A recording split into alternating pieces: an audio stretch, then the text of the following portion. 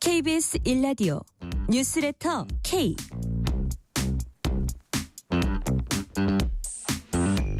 안녕하세요. 뉴스레터 K 진행하는 전종철입니다. 윤석열 대통령과 국민의힘 지도부가 잠시 후 저녁 6시부터 만찬을 함께합니다. 오늘 만찬은 한동훈 대표의 독대 요청이 사실상 무산된 상황에서 진행되는데 의정 갈등을 포함한 현안 논의가 얼마나 이뤄질지 지켜볼 대목입니다.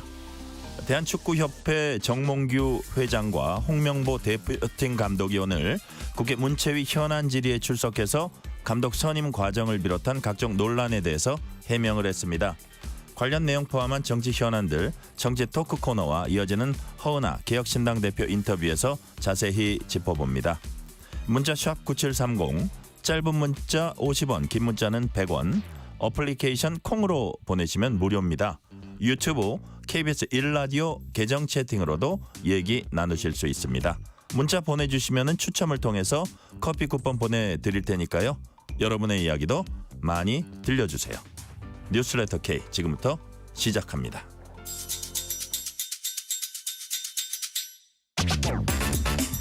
오늘 하루 가장 뜨거운 뉴스들만 골랐습니다. 뉴스레터 K 여야 정치 토크 김기영 전 대통령실 부대변인, 신현영 전 민주당 의원 나오셨습니다. 어서 오세요. 안녕하세요. 자, 윤석열 대통령이 오늘 국무회의 주재했습니다. 체코 방문을 마치고 돌아온 윤 대통령이 작심한 듯 체코 원정 관련 발언을 했습니다. 윤 대통령의 얘기 먼저 들어보겠습니다. 정부는 기업의 수주와 사업 참여를 국가적으로 지원하는 것뿐입니다. 어느 기업이 손해나는 사업을 하겠습니까? 참으로 개탄스러운 일입니다. 사활을 걸고 뛰는 기업들과 협력업체들, 이를 지원하는 정부를 돕지는 못할 망정 이렇게 회방하고 가로막아서야 되겠습니까? 야권 일각에서 제기한 체코 원전 사업 참여 관련 덤핑 내지 적자 수주 의혹 강하게 비판한 것으로 이제 보이는데요. 신현영 의원님 어떻게 들으셨어요? 저는 체코의 원전 수준이 잘 되기를 바라는 사람으로서 국가가 외교를 통해서 이렇게 열심히 세일즈를 하고 있는 거에 대해서는 긍정적입니다. 그럼에도 불구하고 지금 여러 가지 허들들이 있는 거죠. 사실 지난번 국정 브리핑에서도 마치 이게 큰 성과처럼 홍보는 많이 하긴 했는데 아직까지는 우선 협상자인 거고 실제로 계약 체결은 내년 3월에 되는 것이죠. 그 과정에서 정말 우리 정부가 제대로 따지고 이런 과정들을 꼼꼼하게 챙길 것이냐에 대한 견제를 하는 게 또 야당의 역할이기 때문에 그런 부분에 있어서의 덤핑이나 아니면 적자 우려를 제기할 수는 있다고 봅니다. 아마 10월 달에 국정감사가 있기 때문에 야당에서도 제대로 된 정말 수익을 낼 수 있는 것이냐에 대한 그런 논의들을 따져 물을 것인데요. 우려되는 것은 우선은 미국의 원자력 기업인 웨스팅하우스에서 지적 재산권을 요구하면서 나왔잖아요. 그래서 체코도 그렇고 미국 내에서도 그렇고 지금 소송이랑 관련된 그런 문제들이 있기 때문에 이걸 풀어야 된다는 거. 그래서 공사비가 생각보다 많이 들 수도 있고 또 예전 사례에서 보면은 원전 건설비가 너무 비싸다 보니까 파산한 기업들도 있고 또 프랑스의 EDF라는 기업은 자금난에 허덕이고 있고 그러다 보니 이런 부분에 있어서 사실관계가 좀 명확하게 드러나야 기업들이 우리도 적극적으로 참여할지 아니면은 오히려 이게 마이너스 요인이 될지에 대한 판단을 할 수 있다는 생각 때문에 국회에서도 당연히 꼼꼼히 들여다봐야 된다는 것이고요. 결국에는 이런 그 원전이나 해외 자원 개발에 대한 그 MB 때의 트라우마가 있기 때문에 그런 명암의 그림자를 잘 발라내고 좀 더 확실하게 해보자. 라는 의미에서의 민주당의 이의제기라고 이해해 주시면 감사하겠습니다. 자, 김기영 부대변인, 우리 신현영 의원님 말씀은 이제 꼼꼼히 따져보고 그걸 견제하고 이런 차원이다 말씀하셨는데 정부 여당에서 보기에는 지나친 깎아내기로 보는 거예요. 신영원 의원님처럼 이렇게 지적해 주시면 좋죠. 근데 지금 야당의 행태는 그렇지 않습니다. 안 되길 바라는 것 같고요. 저는 무엇보다도 이게 정부 간의 어떤 협상을 해서 수주하는 게 아니지 않습니까? 기업이 돈을 버리려고 사업성이 없으면 안 하는 게 아니고요. 이게 단순히 또 한 건에 그치는 게 아니라 체코도 또 추가 원전에 대한 가능성이 있고 체코를 통해서 이제 유럽의 어떤 원전 어떤 세일 사업을 위한 교두보 마련이라는 측면도 있고요. 무엇보다도 저는 민주당이 이 비판하기 전에 좀 반성을 해야 될 대목이 문재인 정부 때 탈원전 정책을 통해서 원전 생태계가 고사되지 않았습니까? 그런 고사된 상황에서 이런 거를 재개하고 하나라도 어떤 생태계를 계속 유지하기 위해서 하는 굉장히 중요한 어떤 첫 단추라고 볼 수 있거든요. 그러니까 이명박 정부 때 바라카 원전에 의해서 아주 중요한 시점인데 이 지점에 있어서 굉장히 발목을 잡고 있는 거 아닌가. 저는 그런 부분에서 좀 안타까움을 금할 수 없고 무엇보다도 그렇습니다. 저는 야당이 번지수를 잘못 짚고 있다. 그러니까 생각해낼 수 있는 것 가운데 가장 어떻게 보면 좀 한심한 지적이 아닌가 그렇게 생각해 봅니다. 자, 다음 주제로 갈게요. 윤 대통령은 최근 응급 의료 차질 등을 언급하면서 의료 개혁 필요성 거듭 강조를 했습니다. 신현영 의원님, 윤 대통령이 이제 의료진이 부족하다. 그것도 결국 의료 개혁해야 하는 이유다. 이런 취지의 얘기를 했는데 어떻게 들으셨어요? 오늘 윤 대통령의 국무회의 발언에서의 지금 필수의 붕괴의 문제점 제시는 모든 사람들이 공감하고 꼭 해결해야 되는 문제라고 생각을 합니다. 근데 지금의 상황의 진단은 맞았지만 해법이 틀린다는 게 문제인 해법은 것이죠. 어떻게 돼야 되는데 뭐라고 얘기했어요? 지금 오히려 해법에 대해서는 지금 그래서 의대 정원 2,000명을 계속 고수하고 있는 정부 때문에 오히려 필수 의료의 붕괴가 더 가속화되고 있는 거잖아요. 그래서 뭐 윤석열 대통령은 그래서 의료 개혁이 필요하다라고 강조를 했지만 그 의료개혁의 방식과 추진 과정에서의 의료계의 생태계를 완전히 훼손하고 있는 것이 오히려 부작용으로 나타나고 있기 때문에 국민들은 그런 방식의 의료개혁은 옳지 않다라고 얘기를 하는 겁니다. 만약에 정말 필수 의료의 필수 인력이 부족하다 그러면 매년 3,000명이 나오고 있습니다. 지금 의사들이. 그들이 피부 미용 안 하고 필수 의료 영역으로 갈 수 있도록 처음부터 지원을 했어야죠. 그런 것들은 하지 않고 그냥 무조건 양적으로 늘려서 낙수 효과를 보겠다라고 하니까 있는 사람들도 뛰어나오는 판이지 않습니까? 그래서 수가 조정 이것도 좀 병행되는 거 아니에요? 수가 조정도 하겠다. 지금은 뭐 여러 가지 전공의 수련 네. 교육에 대한 지원도 하겠다라고 당근책을 그 이후에 내놨기 때문에 저는 20대 국회에서 이런 것들 꼭 필요하다고 얘기했고 사실은 뭐 의료 과실 소송에 대해서도 조금 면제해주고 감경해주는 것들에 대해서도 계속 얘기했는데 그런 것들이 진행이 안 됐어요. 그러다가 2월 달에 갑자기 2,000명 터트리면서 수습하느라고 그런 당근책들이 나오다 보니 의료계에서는 이제 정부가 아무리 좋은 얘기를 하거나 지원을 해준다 그래도 믿지 않는 거죠. 이게 신뢰가 완전히 파기되다 보면은요. 이게 수습을 하려고 미봉책으로 하는 건가? 아니면 진정으로 필수 의료를 지원하려고 하는 거냐에 대해서는 의료계는 이제 정부를 신뢰하지 못하는 단계까지 왔기 때문에 지금 여전히 평행선이다. 그래서 이런 방식으로 고수한다 그러면 물론 추석 때 응급실 뺑뺑이는 심각하게 드러나진 않았지만 앞으로 그런 조짐들이 점점 더 겨울에는 내년에는 더 악화되면서 국민들의 건강에 상당한 훼손을 줄 거다에 대한 심각한 우려가 있습니다. 자, 김기영 부대변님.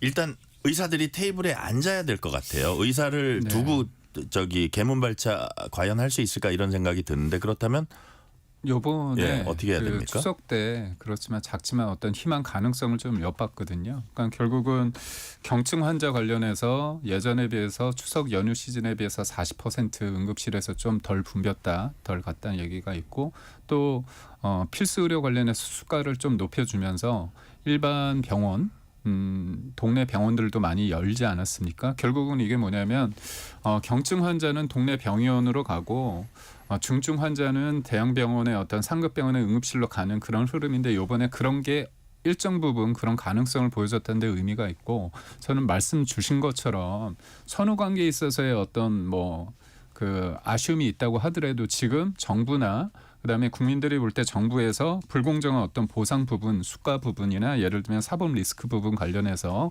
의료 소송 관련해서 얘기가 나오고 있지 않습니까? 근데 이거를 계속 못 믿겠다 하고서 의료계에서 이거를 믿을 수 없으니까 이건 무조건 숫자를 없애라, 백지화하라 그렇게 하면 더 이상 이제 국민들도 그거는 의료진들의 어떤 귀를 기울이기보다는 좀 과하다 생각을 들 수 있기 때문에 제가 볼 때는 지금 2,000명에서 1,500명으로 줄지 않았습니까? 그리고 26년은 제로 세팅 하겠다, 제로 베이스 하겠다고 얘기했고 27년 관련해서도 지금 그 흐름상 가겠다는 거 아닙니까? 그렇다면 우리가 정부가 2,000명을 고수하고 있지 않고 1,500이 되고 26년부터는 또 논의를 해보자는 거기 때문에 그리고 나머지 부분 의사분들이 좀 원했던 것들에 대해서 정부가 지금 의사표시를 하고 있으니까 이 정도 됐으면 조금 들어오시는 게 맞지 않나 싶고 저는 야당에서 계속 얘기하는 게 지금 이제 정부를 배제한 상태에서 여야의 얘기만 하고 있지 않습니까? 저는 의료계도 15개 이런 단체가 있다고 하는데 지금 여야 의정에서 들어오고 싶은 분들이 있잖아요. 야당이 좀 더 큰 틀에서 같이 하자고 하면 그분들을 설득해서 들어올 수 있다고 보거든요. 그런 관점에서 볼 때 야당의 역할이 무엇보다 좀 커지지 않았나 싶습니다. 자, 신현영 의원님, 최근에 그 사법 처리된 의사, 그러니까 구속된 의사 말씀이신 거죠? 그 사람들의 이름을 노출한 거기에 대해서 막 성원이 답지하고 있어요, 돈이. 예. 개인적으로 어떻게 보십니까? 저는 블랙리스트를 만들어서 사실은 지금 현장에서 일하고 있는 의사들의 신원을 다 노출시킨 그 전공의의 구속에 대해서는 과할 수는 있겠지만 실제로 그것을 지지하고 응원하고 우리의 영웅처럼 비춰지는 거에 대해서는 적절치 않다라고 생각을 합니다. 저는 이번 의료 대란에서 상당히 의사들과 국민들의 감정의 골 그리고 그 신뢰관계가 완전히 파기된 게 앞으로는 진료실에서의 뭔가 소송과 아니면 부작용으로 나타날 거라는 우려가 있거든요. 국민들께서 의사들을 신뢰하지 못하고 의사협회를 신뢰하지 못한 상황에서 그렇게 그래도 부적절한 블랙리스트를 만든 그런 스토킹 처벌법을 받은 우리 전공의를 감싸고 도는 거에 대해서 국민들은 공감하지 못할 거고요. 제가 의협에 가서도 그렇고 의료계 인사 만나면 항상 여론을 등에 업고 주장을 해야 어떤 싸움에서도 이길 수 있다. 그래서 소통이 중요하다. 공감대에 있는 눈높이 메시지를 해라라고 주장을 하는데 그러면서 완전히 반대로 가는 모습이거든요. 그래서 너무 속상하기도 하고 아무리 마음적으로는 정말 이 친구에 대한 그런 연민이 있을 수 있으나 대놓고 하는 거에 대해서는 부적절하다. 국민의 눈에 어떻게 비칠지도 생각해야 된다. 예, 오히려 네. 그 반대로 신뢰관계나 아니면 국민과 더 멀리 가는 모습이기 때문에 이런 감정의 골을 어떻게 나중에 추후에 극복할 수 있을지 큰 숙제로 의료계에 또 다가올 거라고 생각이 듭니다. 네, 윤석열 대통령은 야권 일각에서 제기된 통일 대신 두 국가 주장 관련해서도 입장 밝혔습니다. 직접 들어보시겠습니다. 평생을 통일운동에 매진하면서 통일이 인생의 목표인 것처럼 이야기하던 많은 사람들이 북한이 두 국가론을 주장하자 갑자기 자신들의 주장을 급선회했는데 도무지 이해할 수가 없습니다. 자신들의 통일 주장에 동의하지 않으면 반통일, 반민족 세력이라고 규탄하더니 하루아침에 입장을 180도 바꾼 것을 누가 납득할 수 있겠습니까? 김기영 부대변인, 그 민주당도 출입하셨었잖아요. 네, 예. 그죠? 그 많이 보셨을 텐데 통일 관련 얘기하는 거 많이 들었고, 이렇게 대통령은 이제 하루 아침에 180도 입장 바뀐 거 이해할 수 없다. 이 말을 어떻게 평가하십니까? 저도 하루아침에 바뀐 것 같아가지고 저도 좀 당혹스러워요? 당혹스럽죠. 당혹스러운데 저는 근데 믿고 싶진 않지만 뭔가 지침이 있어서 그런 비판을 받고 있지 않습니까? 뭐 종북이다. 요즘에는 충성스럽게 북쪽에 뭔가 이렇게 하는 거에서 충북이다 그런 얘기까지 나오고 있는데 이게 그냥 아니 땐 제 굴뚝의 연기날에 그런 속담에 비유하자면 마치 뭐 김정은이 지난해 분명히 얘기하지 않았습니까? 통일 얘기 안 하고 적대적 두 국가론 얘기하니까 북에서는 통일역에서 통일자도 빼고 통일탑도 무너뜨리고 있고 뭐 관련된 관련된 이적 단체도 조국 통일 범민족 연합 남측 본부도 스스로 뭐 해산을 하고 통일한 얘기도 빼고 있다고 그러거든요. 그런 일련의 흐름상에서 봤을 때 뭔가 북한의 지금 상황을 지지하고 옹호하기 위해서 나아가서 이제 그런 상황을 방탄하기 위해서 이런 얘기를 하고 있는 거 아니냐 그런 생각이 들 정도인데 저는 사실 좀 이해는 갑니다. 뭐냐면 체제 경쟁에 있어서 북한이 남측을 이기기는 쉽지 않지 않습니까? 근데 우리는 하나다. 그 구호 아래서 남과 북이 모였을 때 어떻게 보면 하나가 되는 그런 거 전 나쁘게 보진 않습니다. 근데 북한 입장에서 볼 때는 작고 우리는 하나라고 얘기했는데 북한 사람들도 이제 여러 정보를 통해서 비교를 하지 않겠습니까? 우리는 하나라고 하는데 남측에 비해서 북한의 현실은 굉장히 비교할 수 없을 정도로 상황이 안 좋기 때문에 이런 어떻게 보면 남측으로부터 뭔가 전해왔을 때 북한 입장에서는 우리는 다른 나라다. 우리는 같은 나라가 아니다. 한민족이 아니다. 이런 식으로 얘기하는 게 뭔가 주민들을 다독일 수 있는 어떤 큰 틀에서 사고하는 게 아닐까 그런 생각도 해봅니다. 이 질문은 신현영 의원께 드릴게요. 이제 민주당 내에서도 좀 이제 비판의 목소리가 나왔고 민주당 지도부 뭐라 그랬냐면 개인의 의견일 뿐이다 이렇게 선긋기를 했고요. 근데 임종석 전 실장은 건강한 논의 기대한다 이랬습니다. 지금 이것과 관련 민주당 내 분위기 어떤지 짤막하게 좀 소개해 주세요. 저희도 좀 사실은 당혹스럽긴 하죠. 왜 이 타이밍에서 이 이야기가 나왔을까에 대해서 충분히 이게 뭔가 무르익거나 토론이 된 상황에서 네. 담론으로 나와서 이걸 어떻게 하자라고 하는 게 아니라 사실은 임종석 실장이 외부에서 툭 하고 던지신 거잖아요. 그래서 준비가 안 돼 있는 상황에서 갑자기 두 국가론을 얘기하니까 그게 맞아? 또는 여러 가지 의견이 분분할 수밖에 없는 것이죠. 저도 제가 그 통일보건의료학회 활동을 했었기 때문에 이 한반도의 건강 공동체를 만들어야 된다는 거에 대해서 우리가 북한에 대한 여러 가지 보건의료에 대한 실상 그리고 우리가 어떻게 또 인조적 지원이나 교류협력을 할 건가에 대한 그런 논의들을 많이 하긴 했는데 아직까지는 두 국가론을 민주당도 받아들이기에는 준비가 되어 있지 않고 김민석 의원도 설익은 발상이고 DJ도 받아들이지 못할 거라고 비판한 만큼 이 담론을 위해서 뛰어본 거라고 저는 생각을 합니다. 근데 이 이슈가 언제까지 갈지 오히려 민주당을 공격하는 이슈로 되돌아올지 좀 지켜봐야 된다고 생각합니다. 오늘 국회 문체위가 대한축구협회 상대로 현안 질의했습니다. 정몽규 회장, 홍명보 감독 등이 증인으로 이제 출석해서 각종 논란, 의혹에 대한 해명을 했는데요. 정몽규 회장은 꾸미거나 실상 감추려고 한 것 아니다. 하고 이제 뭐 홍명보 감독도 비슷한 취지의 해명을 했는데 김기영 부대변인 어떻게 보셨어요? 그건 이게 단순히 이 건이 아니라 일련의 흐름을 한번 짚어볼 필요가 있는데 네.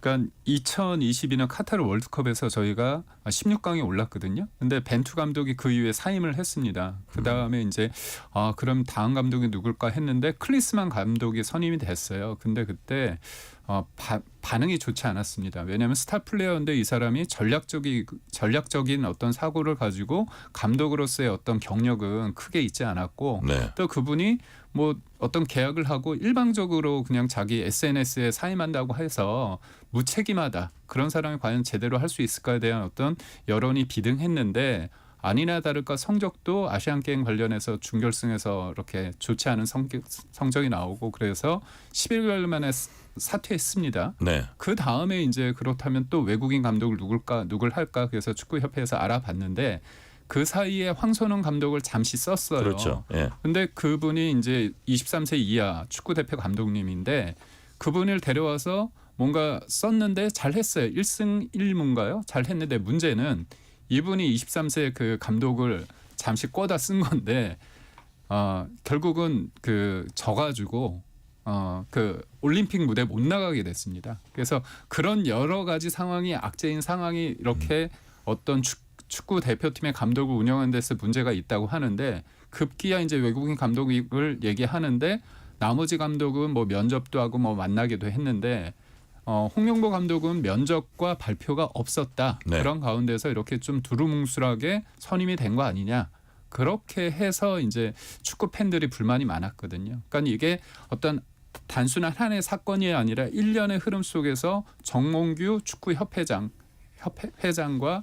그 사이에서 이제 홍명보 감독이 제대로 된 어떤 투명한 과정 속에서 선임이 됐느냐 이 부분이기 때문에 오늘 해명했지만 그렇게 말끔히 해소된 것 같지는 않다 이런 말씀이시네요. 네, 그런데 저는 드리고 싶은 말씀이 뭐냐면 지금 진행 중이거든요. 저희가. 그래서 저는 홍명보 감독에 대해서는 이 정도로 좀 하면 되고 나머지 부분에 있어서는 협회 차원의 문제점은 뭐 정몽규 회장이나 기타 관계자를 통해서 좀 풀어보는 게 낫지 않을까 싶습니다. 그 정몽규 회장 사퇴설 뭐 일부 팬들도 그러고 뭐 이렇게 일부 전문가들도 그러고 심지어는 유인촌 장관까지 뭐 사퇴를 언급하고 있어요. 어떻게 신현영 의원님은 어떻게 돼야 된다고 보세요? 저는 사연님에 대해서 집착하지 않았으면 좋겠어요. 오히려 지금 축구협회 정말 축구 팬들의 그런 저조한 실적에 대한 비판이 쇄도하고 있는데 네. 그 부분에 대한 책임을 어디까지 질 거냐에 대해서 진지하게 고민했으면 좋겠다. 오늘 문체위 상임위 질의 보면 결국에는 자료 제출을 안 하고 홍명보 감독이 어떻게 선임됐는지에 대한 투명한 과정과 회의록 이런 것들이 전혀 공개되지 않은 상황에서 문제가 없었다. 의도적으로 고의적으로 한 거 아니다. 이렇게 변명만 하고 있는 거거든요. 전혀 지금 새로운 게 나온 게 없는 거예요. 오히려 의구심만 커질 수밖에 없고 그렇기 때문에 축구협회도 그렇고 대한체육회도 그렇고 상당한 뭔가 기득권 조직에서의 비리의 온상이 있지 않았나. 이해관계 상충이 되는 여러 가지 뭐 수의계약부터 해가지고 문제가 있었을 것 같아서 그런 것들이 이번 감독 선임에도 또 작용한 것 같다는 생각이 들어서 한번 이참에 제대로 된 물갈이, 투명함, 공정함 그런 것들이 축구계나 아니면 체육계에도 있어야 된다고 생각을 합니다. 네. 시간 관계상 다음 주제로 넘어가긴 하는데 오늘 배드민턴 협회 관련 의혹들에 대해서도 의원들 질타가 있었는데 그 부분도 좀 투명하게 밝혀졌으면 좋겠고요. 자, 윤석열 대통령과 여당 지도부 만찬이 잠시 후 6시부터 진행됩니다. 일각에선 배석하는 사람들이 많아서 정작 중요한 얘기를 심도 있게 나누긴 어려울 거다. 이런 전망도 나옵니다. 김기웅 부대변인 어떻게 보세요? 만찬의 성격상 예. 아주 긴밀한 얘기보다는 여러 가지 사안에 대해서 좀 얘기를 하고 저는 대통령과 한동훈 대표가 지금 만나는 게 본인들의 의도하든 의도치 않든 많은 네. 국민들이 볼 때 그다음에 국민의힘 지지자들 볼 때 관계가 썩 좋지 않다는 걸 다 아는 거 아닙니까? 그렇다면 만찬을 통해서 서로 그러니까 만난다는 게 2개월 만에 사실상 2개월 만에 만나는 자리이기 때문에 여기서 밥 먹으면서 하나하나 좀 편하게 그러니까 너무 처음부터 진지한 얘기 하지 마시고 성과에 너무 집착하지 말자. 왜냐하면 이게 만남에 있어서 가장 중요한 게 결과를 도출하는 데 있어서 제일 중요한 게 뭐냐면 예. 신뢰입니다. 사실 어떤 의제가 오르고 어떤 얘기가 나올 것이라는 거는 대부분 예측 가능한 내용이에요. 근데 문제는 언론에서 누가 얘기하든 아니면 다른 사람이 참모가 얘기하든 같은 내용의 얘기가 나온다고 했을 때 그게 중요한 게 아니라 네. 같은 내용이라도 어떻게 풀 수 있느냐 두 분 간의 어떤 신뢰거든요. 이제까지의 어떤 교본이고 그런 관점에서 볼 때 오늘 자리가 뭐 1시간 반이 될지 주자리 2시간이 될지 모르지만 너무 처음부터 목적 의식을 가지지 마시고 좀 편하게 얘기하다 보면 오해가 있다면 그렇게 뭐 오해가 풀리면 저는 뭐 오늘이라도 끝나고 더 늦게 만나서 독대를 할 수도 있는 거고 아니면 이번 주에 독대를 할 수 있는 거고 그러니까 자꾸 이제 급할수록 돌아가라는 얘기가 있지 않습니까? 그리고 상대를 제가 볼 때는 그렇습니다. 보면 각 개인의 생각은 그렇게 견해가 크지 않을 수 있습니다. 오해가 덜할 수 있는데 대통령 주변의 참모나 아니면 한동훈 대표의 친한 의원들이 말을 옮기다 보면 이런 것들이 또 기사화되다 보면 오해가 더 쌓이고. 그럴 수 있습니다. 그렇기 네. 때문에 그런 관점에서 독대도 필요하거든요. 근데 오늘 여하튼 만찬이란 것들이 오래간만에 이루어지고 대통령도 여러 가지 할 말이 있을 거고 공개적으로 그다음에 또 처음에 오프닝 말고는 또 비공개니까요. 거기서 나올 수 있는 얘기도 충분히 있다고 봅니다. 자, 지금 독대 얘기하셨는데 사실 한동훈 대표가 왜 독대를 이렇게 막 바트게 어떻게 보면 이제 그 만찬이 열리는 시점 또 대통령이 도착하기 한 8시간 전에 그걸 네. 요청을 했다고 하는데 왜 그랬을까 생각을 해보면 지금 국민들이 어쨌든 뭐 의정 갈등인 여러 가지 사안을 바라볼 때 그렇게 한가하게 우리가 밥 먹고 이렇게 격려하고 일반적인 얘기하고 헤어지는 거를 국민들이 어떻게 볼까 이럴 좀 걱정했을 것 같아요. 그러니까 저는 밥 먹고 그냥 헤어진다 이 표현 자체가 가지는 그게 조금 너무 좀 부정적이다. 부정적입니다. 왜냐하면 밥을 먹고 얘기를 하다 보면 여러 가지 그런 분위기 속에서 평상시에 못하던 얘기 그다음에 내가 봤을 때는 세상이 다 맞다는 생각이 착각이 있을 수 있어요. 그거는 뭐 대통령이나 한동훈 대표나 누구한테도 다 해당되는 얘기입니다. 그러니까 말을 섞다 보면 내가 미처 이 부분은 이렇게 생각했구나. 그리고 한동훈 대표도 그렇고 대통령도 그렇고 대통령실 입장과 그 당 입장에서 세상을 보는 거 아닙니까? 접점을 찾을 수 있는 것들을 운영의 묘를 찾아내야 되는 게 되게 중요하니까요. 네네. 자, 시영 의원님, 그 한동훈 대표가 이제 뭐 어딜 다니니까 기자들이 막 물어보니까 거기에 대해서 이제 대답을 한 그 워딩 중에 발언 중에 여당 대표가 대통령 독대 요청을 한 게 보도되면 안 되는 사실인가? 그러니까 여당에서 먼저 흘리진 않았다는 걸 전제로 이제 얘기를 하는 거고요.라고 반박하고 오늘 독대가 어렵다면 조속한 시일 내에 자리 마련해야 한다. 이게 독대 그 필요성을 재차 언급을 했어요. 어떻게 전망하십니까? 조만간 독대가 이루어질까요? 별로 그럴 가능성 없다라고 왜요? 봅니다. 지금 윤석열 대통령은 한동훈 당대표를 바라보는 시각은 저 사람은 언론 플레이 정치를 하고 있어. 그리고 나랑은 신뢰가 없어. 그리고 만약에 독대를 하더라도 거기서 나온 걸 가지고 어떻게 재공격할지 모르겠어. 이런 불신이 팽배한 상황으로 보입니다. 그리고 만약에 독대를 했을 때 한동훈 대표가 요청하는 건 뭐겠습니까? 딱 두 가지일 것 같은데요. 의료 대란에 대해서 25년도 정원 조정 어떻게 좀 협조해 주시면 안 되냐. 그래야 의료계가 대화를 시작할 수 있다.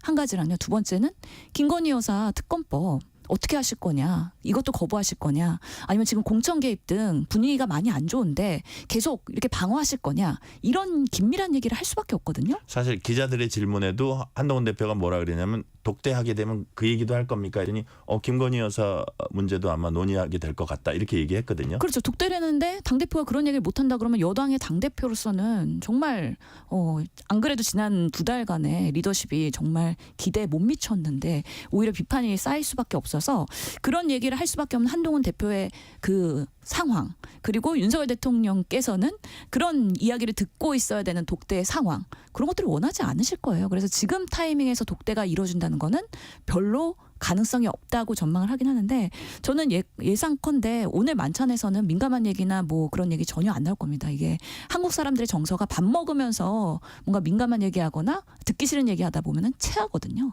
그래서 다들 좋은 얘기들 그리고 윤석열 대통령이 의료 개혁이 왜 필요하고 내가 여기까지 얼마나 힘들게 끌고 왔는지에 대해서 오히려 그 최고 지도부한테 어필하는 자리가 되고 그것을 그냥 경청하는 자리가 될 거라는 예상이 되고요.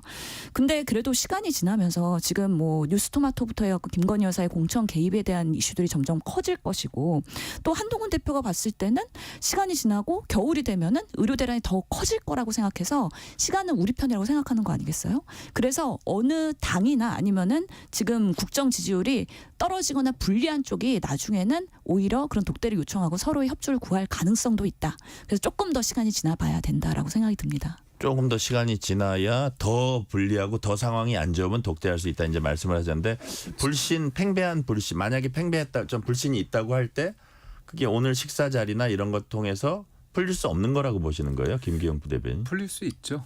예, 풀릴 수 있다고 봅니다. 왜냐하면 대통령과 당대표가 국민 앞에서 이 상황에 대한 것에 대해서 저는 뭐랄까요, 그 겸손해야 된다, 엄중함을 느껴야 된다고 보고 있고요.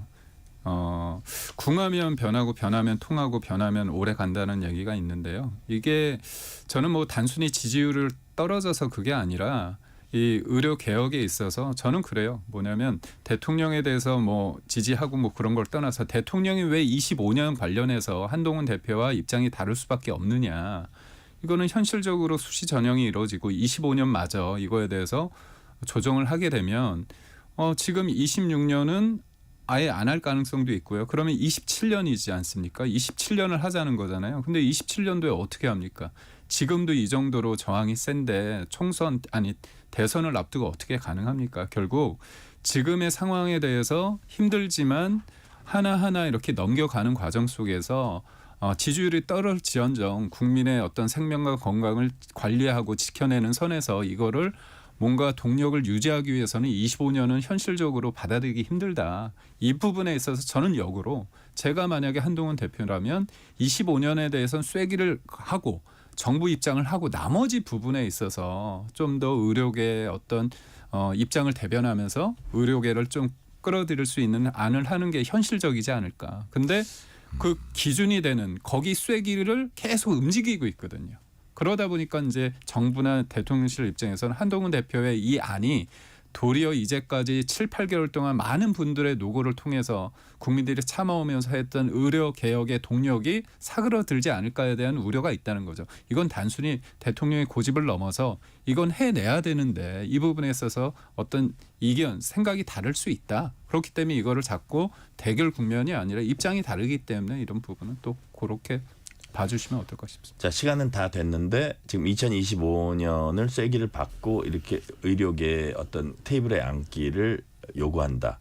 가능한 얘기입니까? 지금으로서는 불가능하고요. 예, 수시 짧게, 모집이 됐지만 그리고 정시 모집도 있고 그래서 100% 다 뽑아야 된다는 원칙은 없기 때문에 아직까지는 그래도 시간이 남아있다. 협상의 여지가 있다. 이런 부분에 있어서 정부가 결단을 할 것이냐 말 것이냐. 결국에는 대통령이 결정해야 되는 부분입니다. 아직까지는 협상의 여지는 있다는 말씀까지 오늘 듣겠습니다. 김기영 전 대통령실 부대변인, 신현영 전 민주당 의원이었습니다. 말씀 감사합니다. 감사합니다. 고맙습니다. 실시간 교통 상황 알아보겠습니다. 라디오 교통정보센터 정현정 리포터 나와주세요. 네, 화요일 퇴근길입니다. 먼저 고속도로 상황인데요. 경부고속도로 서울 쪽으로 입장휴게소에서 안성분기점까지는 15km가량 정체고요. 오산에서 동탄분기점, 기흥 동탄에서 수원까지 막힙니다. 신갈분기점 부근에서 죽전휴게소까지는 4km가량 천천히 가고요. 판교분기점에서와 달래내 고개에서 반포까지 밀립니다. 반대 부산 방향은 한남에서 서초, 서울요금소에서 죽전 부근까지 밀리고 있고요. 남사준이에서 남사까지 어렵습니다. 한편 비룡분기점 1차로입니다. 승용차 단독 사고 있고요. 처리 중입니다. 경인고속도로 서울 쪽으로는 서인천에서 부평, 더 가서 신월에서 막히고 있습니다. 서해안고속도로 서울 쪽으로 서평택 분기점에서 화성휴게소까지는 12km가량 천천히 가고요. 화성휴게소에서는 화물차도 고장나 있어서 부근이 혼잡합니다. 비봉에서 용담터널, 광명역에서 금천까지 막힙니다. KBS 교통정보센터였습니다. 퇴근길, 당신과 함께 읽는 세상 이야기. KBS 일라디오 뉴스레터 K.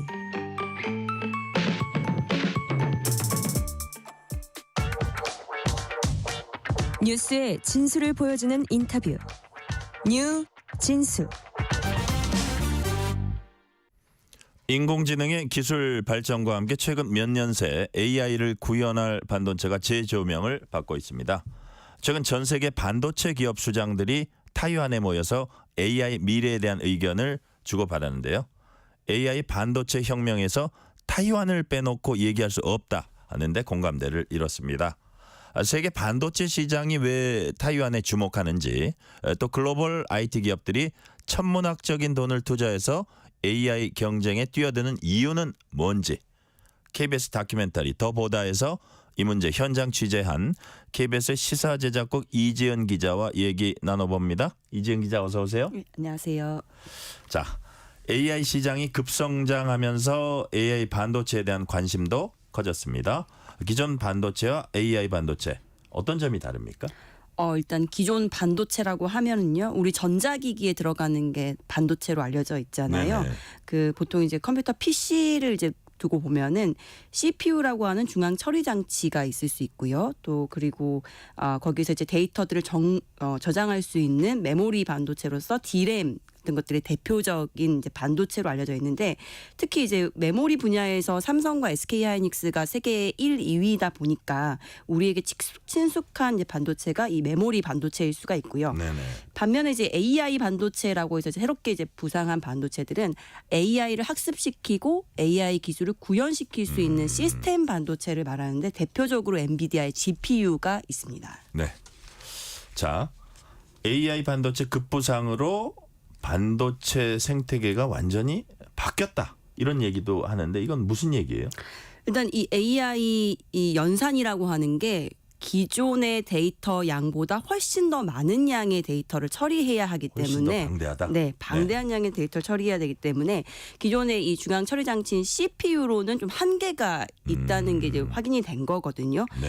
그래서 이제 거기에 특화된 반도체 처리 장치가 뭐냐라고 했을 때 GPU가 이제 부상을 하게 된 거고요. 그래서 이제 오픈 AI가 발표한 챗 GPT가 이 AI 학습을 시키는데 GPU를 활용했다라고 하면서 이 AI 연산에서 GPU를 빼놓을 수 없구나라는 게 이제 GPU가 부상하게 된 배경이었어요. 네. 근데 이제 이 GPU가 이제 동시다발적으로 많은 양의 데이터를 처리하다 보니까 한꺼번에 처리된 데이터들이 또 많이 쏟아져 나올 거 아니겠습니까? 네네. 그러다 보면 이 데이터들을 빠르게 전송할 수 있는 메모리 반도체도 이제 필요하게 된 거죠. 그 메모리 반도체가 바로 우리가 알고 있는 HBM이라는 이제 메모리 반도체가 새롭게 등장을 하게 된 거고, 그러다 보니까 이제 반도체의 지형이 기존의 CPU와 DRAM으로 이제 헤게모니가 갖춰져 있다가 이게 점점 GPU와 HBM 이렇게 바뀌고 있다. 생태계가 변하고 있다. 이렇게 분석할 수 있겠습니다. 기존의 CPU와 DRAM에서 AI 시대는 이제 GPU와 HBM, 이게 이제 신흥 강자가 됐다, 이런 말씀을 하셨고요. 자, 타이완에서 박람회가 사상 최대 규모로 열렸습니다. 그런데 거기 이지은 기자가 이제 현장을 다녀왔어요. 직접 보니까 어땠습니까? 네, 그 이달 4일부터 6일까지 사흘간 이제 타이완에서 열린 세미콘 타이완이라는 이제 반도체 박람회인데요. 네. 세미콘이라는 건 이제 세미라고 국제 반도체 장비 재료 협회에서 주기적으로 여는 반도체 박람회예요. 네. 이게 타이완에서만 열리는 건 아니고 우리나라도 이제 올해 초에 열렸었고요. 세미콘 하니까 세미컨덕터? 예, 그렇습니다. 그렇죠. 그거의 예. 이제 이게 맞습니다. 줄임말이네요. 네, 그래서 반도체 장비, 소재 이런 것들을 이제 만드는 기업들이 고객들과 만나서 전시하고 고객들에게 장비를 소개하는 그런 이제 그렇군요. 박람회인데 이제 타이완이 유독 좀 규모가 큽니다. 네. 그게 이제 보면은 올해도 특히나 더더욱 기록적인 규모를 보였는데 일단 기업이 한 1,100여 개 정도가 참가를 했고요. 부스 3,700여 개 부스에 방문객도 85,000여 명에 네. 달했어요. 그래서 만난 이제 저희들이 이제 기업들을 만나서 이제 매년 이제 참가하는 기업들이다 보니까 그런 흐름들을 잘 읽을 수 있었을 건데 올해가 확실히 유독 사람들이 많고 또 이렇게 규모도 크고 관심도가 높은 것 같다라는 얘기들을 들었거든요. 그만큼 반도체 시장에서 타이완이라는 곳을 이제는 빼놓을 수 없다라는 것들을 다 공감하고 있다라는 걸 좀 느낄 수 있었습니다. 자, 그런데 글로벌 IT 기업 CEO들이 청중 앞에서 이제 연설을 했다고 해요. 거기서 어떤 메시지가 나왔습니까? 네, 이번 박람회에서 아무래도 가장 화제가 됐던 게 이제 글로벌 IT 기업들이죠. 삼성전자, SK하이닉스 우리 기업들을 비롯해서 구글, 마이크로소프트, TSMC, 아마존 웹서비스 AWS라고 하는 아마존 웹서비스 CEO들이 모여가지고 네. 기조 연설을 하면서 각사 이제 AI 시대에 이제 발맞춰 나갈 수 있는 전략과 비전을 발표를 했습니다. 이제 특히나 이제 우리 기업들 같은 경우는요, 이 CEO급 인사가 특히 이제 올 초에 있었던 우리 반도체 박람회에서도 따로 기조연설 같은 건 하지 않았었어요. 네. 그러다 보니까 야 이거 다른 나라에서 이렇게 기조연설하는 게 좀 낯설게 보이겠다라는 이제 걱정들도 기업 관계자들은 좀 하긴 했었는데 네. 이제 그만큼 이제 타이완이 중요하다라는 게 하나의 이제 메시지로 전달을 할 수 있었던 것 같고요. 특히 우리 이제 기업 같은 경우는 삼성전자와 SK하이닉스가 HBM을 두고 경쟁을 하고 있기 때문에 각사 이제 강점들을 설명했고 또 이제 특히 SK하이닉스 같은 경우는 지금 타이완하고 네트워크가 잘 마련돼서 HBM 생산을 하고 있기 때문에 네. 이런 이제 협력 관계를 더 앞으로 잘 해나가겠다 이런 메시지를 전달을 했습니다. 네. 자, 이렇게 많은 기업들, 특히 말씀하신 대로 기업 수장들이 타이완을 이제 총 집결한 건데요. 왜 지금 다들 타이완을 주목하고 있는 겁니까? 일단 이 타이완의 이제 어떤 일종의 마켓 파워라고 할까요? 네. 세계 시장에서 이 타이완 반도체 기업들이 차지하고 있는 좀 위상을 한번 살펴볼 필요가 있을 것 같아요. 일단은 반도체 설계 기업 중에서요. 세계 상위 10대 매출 기준으로 세계 상위 10대 기업의 국적을 보면요. 일단은 미국 기업이 6개 기업으로 가장 많고요. 네네. 2등이 타이완입니다. 3곳이고요. 그다음에 나머지 한 곳은 중국 기업인 거고요. 그 다음에 반도체 이제 공정으로 놓고 봤을 때 좀 뒷부분에 해당하는 게 이 패키징과 테스트라고 해요. 네네. 마무리 단계에 들어가는 이제 후공정 분야를 담당하는 기업들이 따로 있는데 네. 여기 같은 경우는 세계 10대 기업 중에 1등이 타이완입니다. 기업이 그렇군요. 6개 기업이 포함되어 있고요. 중국이 3개 기업, 미국이 1개 기업. 그리고 또 하나가 반도체 위탁 생산 업체라고 이제 파운드리라고 알려져 파운드리. 있는 네네. 요 분야에서는 잘 알려졌듯이 TSMC가 압도적인 1위고요. 세계 시장 점유율 61% 정도 수준에 차지하고 있고 그 뒤로 이제 삼성전자가 있는데 삼성전자는 11%여서 좀 격차가 큰 상황이죠. 네. 이제 이렇게 보면 반도체 공정의 전반에 걸쳐서 타이완 기업들이 굉장한 저력을 가지고 있다라는 것들을 볼 수가 있기 때문에 그래서 아마도 이제 여러 이제 글로벌 IT 기업들이 이 타이완을 주목하고 타이완 기업들과 잘 협력을 맺어서 이 비즈니스를 해나가야 될 필요성을 느끼고 있는 것 같습니다. 그러니까 우리가 지금 엔비디아의 젠슨 황 막 타이완을 누비고 다녔다는 얘기도 있어요. 그런 것도 사람들한테 되게 임팩트 있었다는데 그게 실제로 지난 6월에 그랬나요? 그런 얘기가 있더라고요. 예, 맞습니다. 6월에 타이완에서 IT 박람회인 컴퓨텍스가 열렸었는데 이때 네네. 엔비디아의 이제 젠슨왕 CEO가 나와서 기조 연설을 했어요. 네. 근데 이제 단순히 프레젠테이션만 한 게 아니고 여러 이제 야시장도 둘러보면서 타이완이 정말 중요하다라는 메시지를 전달을 하면서 동시에 이제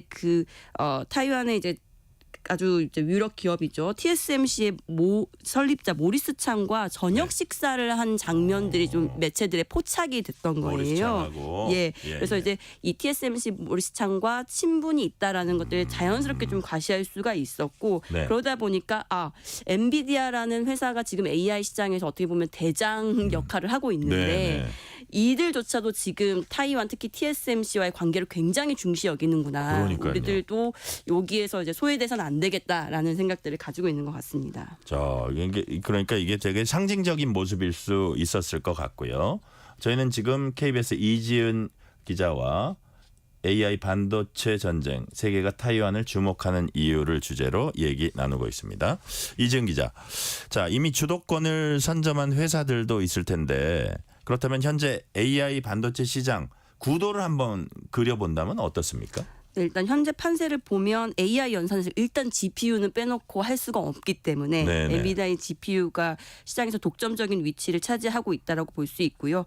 앞서 말씀드린 것처럼 GPU에서 처리된 많은 데이터들을 빠르게 옮길 수 있는 고대역폭 메모리 HBM이 필요한데 네. 이거 같은 경우는 우리 기업인 SK 하이닉스가 시장 점유율 1위를 가지고 있어서 여기 같이 이제 발맞춰 가고 있고 그리고 이 GPU와 HBM을 결합해서 하나의 AI 칩을 생산하는 곳이 타이완의 TSMC이기 때문에 네네. 이 엔비디아의 GPU SK 하이닉스의 HBM, 그다음에 TSMC 이 세 기업이 이른바 삼각 동맹이라고 불릴 정도로 이제 공고하게 이 동맹 구조를 가지고 가고 있기는 합니다. 이건 지금 현재의 판세이고요. 다만 근데 이게 계속 유지될 것이냐 이 부분에 대해서는 좀 미지수라는 게 전문가들의 의견이에요. 네네. 예를 들면 이제 엔비디아 같은 경우는 계속해서 공급망 다변화를 시도를 하고 있습니다. 한 가지 얘가 이제 HBM 같은 경우는 지금 SK 하이닉스의 HBM을 공급받고 있지만 네. 삼성전자의 HBM도 계속해서 퀄 테스트를 하면서 납품 가능성을 여러 차례 시사를 하고 있거든요. 그러니까 삼성전자의 HBM이 엔비디아의 납품이 이제 본격적으로 되면 네. 이 삼각 구도가 조금 깨질 가능성이 생기는 거고요. 마찬가지로 엔비디아가 TSMC하고도 조금 이제 공급망 다변화를 요즘에 좀 시도하고 있는 게 네네. 보이는데 아무래도 TSMC가 기술력은 높긴 하지만 워낙에 많은 회사들의 제품들 생산을 담당하고 있다 보니까 네네. 이 엔비디아의 제품이 생산되는데 너무 시간이 오래 걸리는 거죠. 그래서 이제 그런 부분들이 계속해서 발목을 잡고 있었는데 한 2주 전쯤에 이제 엔비디아에서 TSMC가 아닌 다른 파운드리에서 GPU 생산이 가능할 것 같다라는 소식이 전해지면서 네. 아무래도 그 제2의 파운드리는 삼성전자가 아니겠느냐라는 이제 예측이 나오기 시작한 거죠. 그러다 보니까 이 구도, 지금 현재의 삼각동맹이란 구도는 언제든지 재편 가능한 어떻게 흘러갈지 모르는 상황에 놓여 있다 이렇게 볼 수 있을 것 같습니다. 그러니까 이게 사실은 엔비디아 젠슨 황하고 TSMC 모리스 창하고 둘 다 이제 타이완계잖아요. 네, 그래서 한때는 뭐 이게 그냥 뭐 거의 혈맹에 가깝다 이런 표현도 이제 많이 썼었는데 이게 관계가 예전 같지는 않다 그런 취지의 말씀인가요? 예, 맞습니다. 그래서 이게 아무래도 이제 공급이 GPU에 대한 수요가 너무 높기 때문에 그러니까 AI를 기술 개발을 하려고 하는 회사들은 많고 네. 거기에 필요한 GPU의 수요도 높은데 GPU를 생산해 줄 수 있는 곳이 TSMC 한 곳에서 너무 오래 걸리는 거죠. 한번 의뢰가 들어가면 한 4개월에서 5개월 정도 걸린다고 해요. 네. 그러다 보니까 이제 젠슨왕 엔비디아 측은 우리 제품만 좀 빠르게 만들 수 있는 전용 생산 라인도 좀 만들어 달라고 TSMC 쪽에 전달을 했는데 TSMC 쪽은 특정 고객에게 이렇게 우리는 의존할 수 없다라고 해서 이제 좀 거절을 하면서 아무래도 엔비디아가 다른 곳에 이렇게 눈길을 돌리고 있는 것 같습니다. 네. 이지은 기자는 TSMC 전 임원을 이제 인터뷰했습니다. 어떤 얘기 주로 나눴습니까? 네, TSMC의 그 전 연구 개발 이사인 양광래이 교수를 만났는데요. 네. 이 양 교수는 1998년부터 TSMC에서 일하면서 연구 개발을 이끌었고 TSMC의 지금의 기술 개발 능력을 갖추게 만든 6인방을 일컬어서 6인의 기사라고 부르더라고요. 네, 네. 네, 그 중에 이제 한 구성원이다라고 볼 수 핵심이군요. 있는 예 맞습니다. 네네. 그래서 이분을 만나서 이제 좀 듣고자 했던 이야기는 이분이 어떻게 보면 TSMC의 과거와 현재와 미래를 다 아울러서 볼 수 있는 인물이기 때문에 그 TSMC를 포함해서 현재의 반도체 시장의 과거, 현재, 미래를 다 같이 한번 조망해 볼 수 있겠다 네네. 싶어서 이분과 컨택을 해서 만나게 됐는데 이제 이분의 이야기는 TSMC가 처음 이제 일했을 때만 해도 네. 지금의 위상이 아니었다고 해요. 양 교수가 TSMC에서 영입 제안을 받았을 때 3차례 거절을 하고 4번째에서 이제 수락을 해서 일을 네. 하기 시작했다고 하는데 그러니까 그때만 해도 TSMC는 아주 작은 기업. 그러니까 다른 반도체 회사에서 이렇게 제조 같은 것들을 하청을 주면 받아서 하는 그런 정도의 기업이었는데 지금은 그 위상이 매우 달라졌죠. 네. 그 비결에 대해서 이제 물어봤더니 TSMC가 그 당시에 가지고 있었던 정체성은 지금 우리가 바라보는 것처럼 테크 기업이 아니고 우리는 서비스 회사. 네. 우리는 고객들의 요구를 다 들어주고 고객을 절대 외면하지 않고 고객과 약속을 지키는 회사라는 정체성을 가지고 임했다고 해요. 그러다 보니까 어떤 어려운 의뢰가 들어오더라도 서로 머리를 맞대고 막 밤을 새우면서 그 연구 개발을 해서 결국은 그거를 제품으로 만들어내는 어떤 그 성과들이 쌓이다 보니까 네. 지금의 TSMC가 됐다. 그렇죠. 아마도 AI 시대에서는 그런 회사들, 그러니까 고객들의 다양한 니즈에 잘 수용하고 그것들을 성과로 만들어낼 수 있는 회사들이 경쟁력을 갖출 것이다라는 얘기를 들을 수 있었습니다. 그래요. 지금 고객 신뢰 얻고 고객 의뢰 외면하지 않은 결과 여기까지 이제 왔고 그러다 보니까 이제 TSMC 기세 정말 대단하고 그래서 네로라는 이제 글로벌 빅테크 기업들도 TSMC 앞에 가면 이제 슈퍼 의뢰이 되는 자 그런 상황입니다. 그렇다면 올 11월에 치러지는 미국 대선 결과가 이제 반도체 시장에도 영향을 준다 이런 분석을 하셨는데 어떤 상관관계가 있습니까? 일단 지난 7월로 한번 좀 돌아가 보면요. 네. 그때 이제 트럼프 후보가 유세 중에 총격 피습을 당했어요. 네네. 그러고 나서 이제 트럼프의 지지세가 강해졌는데 그 직후에 트럼프가 한 미국 언론과 한 인터뷰 내용이 공개가 되면서 이게 이제 반도체 시장에 영향을 줬거든요. 예. 그게 타이완 반도체가 미국의 도움으로 이렇게 크게 성장하고 있는데 미국은 별로 타이완한테 받은 게 없다라는 취지의 인터뷰였던 거예요. 그러다 보니 이제 아무래도 트럼프 후보는 보호무역주의가 강하고 이런 의견이 나왔다고 한다면 이후에 이제 당선이 되고 나서 이게 정책으로 반영될 가능성이 높겠다라고 시장은 이제 파악을 했던 거고 예. 그러다 보니 이제 반도체 주가가 다 하락을 하게 됐던 거죠. 근데 네네. 타이완만 겨냥을 했는데도 우리나라 반도체 주가도 영향을 많이 받았습니다. 근데 그랬군요. 그 영향의 원인을 따라가 봤더니 우리나라도 지금 삼성전자 같은 경우는 미국의 텍사스에 이 반도체 공장을 짓고 있고요. 네네. SK 하이닉스도 미국 애리조나에 이제 반도체 공장 설립을 하고 있고 이렇게 투자를 하고 있어요. 그 이유는 미국에서 주기로 한 보조금을 받고 거기에 따라서 투자를 하기로 이제 서로 약정한 부분이 있었는데 네. 트럼프 후보가 당선이 된다 또는 다른 후보가 당선이 된다에 따라서 이 보조금 지급이라든가 이런 이제 조건들이 바뀔 가능성에 대해서 계속 생각을 하게 되는 거죠. 예. 그러다 보니까 이번 11월 이후에 어떤 후보가 대통령이 되느냐에 따라서 이 반도체 정책이 많이 바뀔 것 같다라고 보면서 이제 시장이 계속해서 출렁이고 있는 상황입니다. 네. 자, 시장이 출렁인다 말씀을 하셨는데 실제로 지난 7월 이후에 반도체 주가 오름세 이제 한풀 꺾였다고 볼 수 있어요. 자, AI가 거품 아니냐? 너무 지금 현 상태는 뭐 좀 거품이 껴 있는 게 아니냐? 이런 우려도 일부 나오고 있죠. 네, 일단 그 글로벌 빅테크 기업들이 네. 그동안 AI에 투자한 그 투자금이 한 1,000억 달러에서 2,000억 달러 수준이라고 해요. 이게 네네. 우리 돈으로 하면 수백조 단위거든요. 근데 투자는 이만큼 들어갔는데 수익이 지금 거기에 능가하는 수익이 나오고 있느냐, 예. 지금 회수가 되고 있느냐라고 했을 때 물음표가 생기는 거죠. 그럼 이 투자가 지금 맞나? 우리가 지금 거품만 만들고 있는 거 아니야? 라는 회의론이 이제 생기고 있는데 네네. 빅테크 기업의 CEO들도 이제 이런 우려가 있지만 여전히 그 어떤 태세 전환 같은 거는 없는 상황이에요. 네. 이제 이런 이제 기술 개발 같은 경우는 시간이 걸릴 수밖에 없고 오히려 지금 투자 비용을 아끼려고 했다가 나중에 펼쳐질 AI 시장에서 우리가 사장이 됐을 때 그 위험성을 더 걱정을 하고 있는 거거든요. 네네. 그러다 보니까 이제 아무래도 기술의 개발이라는 거는 뒤로 돌이킬 수가 없을 거고 여기에 발맞춰서 갈 수밖에 없기 때문에 투자는 당분간, 투자 경쟁은 당분간 이루어질 것이다라는 게 전문가들의 관측입니다. 네네.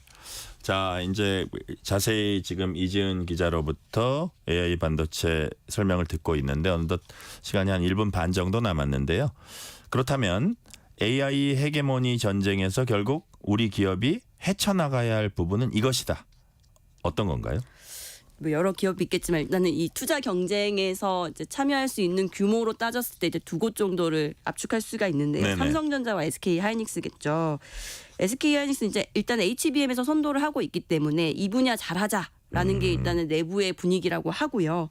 그 외에 이제 제2의 HBM을 만들 수 있느냐, 네. 고객 맞춤에 맞는 메모리를 만들 수 있느냐가 관건이라고 볼 수 있을 것 같습니다. 삼성전자 같은 경우는 HBM에서 일단 추격을 하고 있으니까 점유율을 점점 높여가는 게 단기적인 목표일 것 같고요. 다만 파운드리에서 이제 TSMC를 어느 정도 추격을 할 것이냐 네네. 이게 아주 관건이다. 그동안 이제 2018년도에 TSMC와 삼성 파운드리 격차가 점유율 격차가 네네. 35%포인트였는데 2023년 말에는 50%포인트로 격차가 더 벌어졌거든요. 아, 그렇게 많이 벌어졌어요? 그렇기 때문에 지금 일단은 그 기술력을 끌어올리는 데 더 집중을 해야 할 것 같다라는 게 전문가들 의견이었습니다. 아, 지금 이지은 기자 말 듣다 보니까 어차피 이제 조만간 우리 삶에 이제 AI라는 게 깊숙이 침투를 해올 겁니다. 그러니까 AI 주도권 싸움도 기업 간에 더 이제 격화될 걸로 예상되고 이 전쟁이 우리 미래가 달렸다. 뭐 이런 말씀이시죠? 네, 맞습니다. 네. 자, 이지은 기자 말씀 잘 들었고요. 오늘 얘기 나눈 더보다 AI 반도체 전쟁 타이완을 가다는 KBS 홈페이지나 유튜브 채널에서 시청하실 수 있습니다. 지금까지 KBS 이지은 기자였습니다. 이 기자 수고했습니다. 네, 감사합니다. 뉴스라디오 K 1부 마치고 2부가 이어집니다.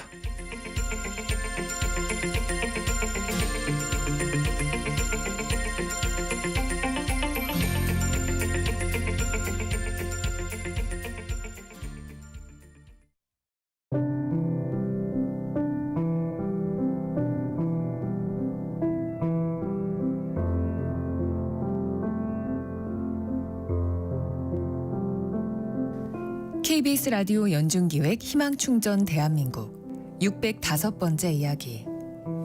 안녕하세요. 아나운서 유지원입니다. 9살 소희는 25주 400g의 이른둥이로 태어났습니다. 태어날 당시 뇌 수축으로 인한 뇌 손상으로 장애 정도가 심한 편인데요. 한쪽 눈은 의안을, 다른 한쪽 눈은 시력이 너무 낮아서 사물을 잘 볼 수가 없습니다. 코와 귀의 형태도 무너져 내려 하루빨리 재건 수술이 필요한 상황. 얼굴의 변형으로 물조차 삼키기 어려운 소희는 위와 연결된 호수를 통해 하루 4번 특수 분유를 공급받고 있는데요. 하지만 이렇게 힘겨운 소희 곁엔 연로하신 외할아버지와 외할머니뿐 아무도 의지할 사람이 없습니다. 오늘도 작고 약한 소희를 품에 안은 채 눈물을 흘리며 기도를 하는 할머니. 소희가 아픔을 이겨내고 건강하게 성장할 수 있도록 여러분의 응원과 사랑을 보내주세요. 여러분의 따뜻한 손길이 희망의 빛이 됩니다. ARS 060-700-1580 060-700-1580 한 통화 3,000원으로 희망을 선물해 주세요. KBS 라디오 연중기획 희망충전 대한민국은 초록우산 어린이재단, 인탑스 주식회사, 그리고 청취자 여러분과 함께합니다. ARS 060-700-1580 한 통화 3,000원입니다.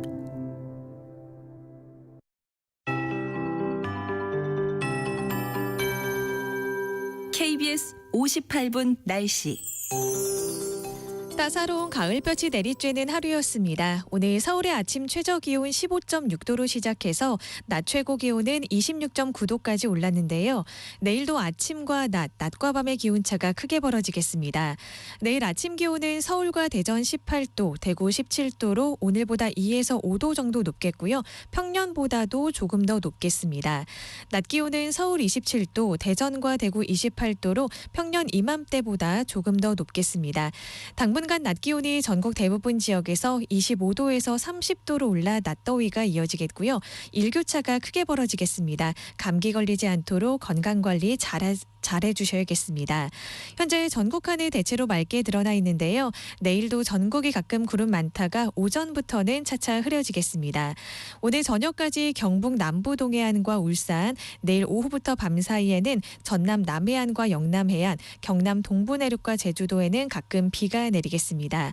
늦은 밤부터 내일 아침 사이엔 강원 내륙과 산지, 경북 내륙에 가시거리가 200m 미만의 짙은 안개가 끼는 곳이 있겠습니다. 모레 목요일에는 전국 곳곳에 천둥 번개를 동반한 소나기가 지나는 곳이 있겠습니다.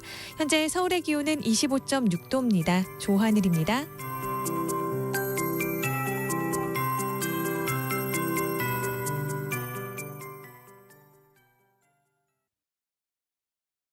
정성을 다하는 국민의 방송 KBS가 6시를 알려드립니다. AM 711kHz, FM 97.3MHz, KBS 1라디오입니다. HLKA.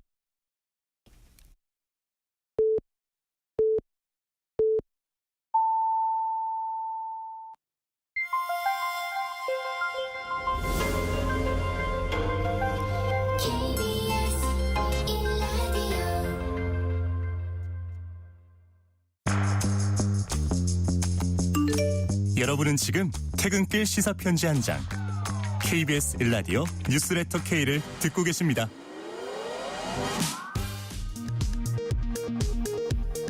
이 시각 라디오 정보센터 뉴스입니다. 윤석열 대통령은 야권이 제기한 체코 원전 사업 덤핑 의혹은 근거 없는 낭설이라고 반박했습니다. 또 남북한 두 국가로는 반헌법적 발상이라고 비판했습니다. 국민의힘 한동훈 대표는 오늘 대통령과의 만찬에서 독대를 요청한 사실이 외부에 공개된 상황과 관련해 흠집내기나 모욕 주기로 생각하지 않는다고 밝혔습니다.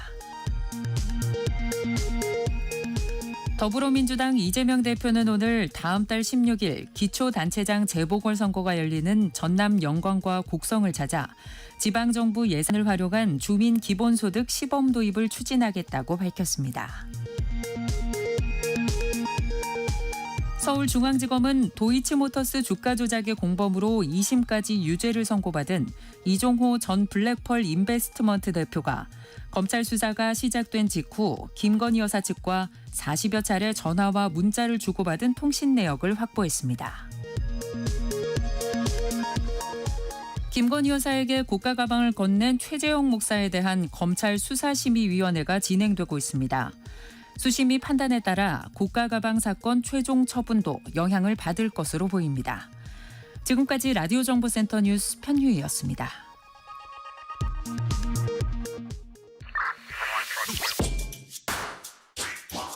뉴스의 진수를 보여주는 인터뷰, 뉴진수.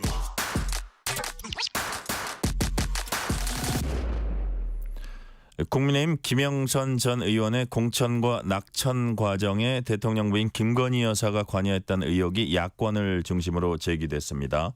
또 김 전 의원 공천과 관련해서 개혁신당과 김 전 의원 간의 거래 시도가 있었다는 주장도 제기가 됐습니다. 허은하 개혁신당 대표와 함께 공천 개입 의혹을 비롯한 여러 정치 현안에 대한 입장을 들어봅니다. 지금 스튜디오에 나와 계십니다. 허은하 대표님 어서 오세요. 네, 안녕하세요. 개혁신당의 허은하입니다. 많이 바쁘시죠 요즘? 네, 또 이것저것 불똥까지 튀다 보니까 그러니까요. 그래서 바쁘게 뛰어다닙니다. 말끔히 그것을 이제 그 얘기를 듣고자 네. 여기 이제 모셨습니다. 자, 제기된 의혹 이렇습니다. 김영선 전 의원과 여론조사 전문가 알려진 명모 씨 있는데 김 전 의원의 2022년 보궐선거 공천과 올해 22대 총선 낙천 과정에 개입 의혹이 제기됐습니다. 크게 보면 이제 두 갈래 사건이에요. 허은하 대표님께서는 어디까지 좀 파악을 하고 계십니까?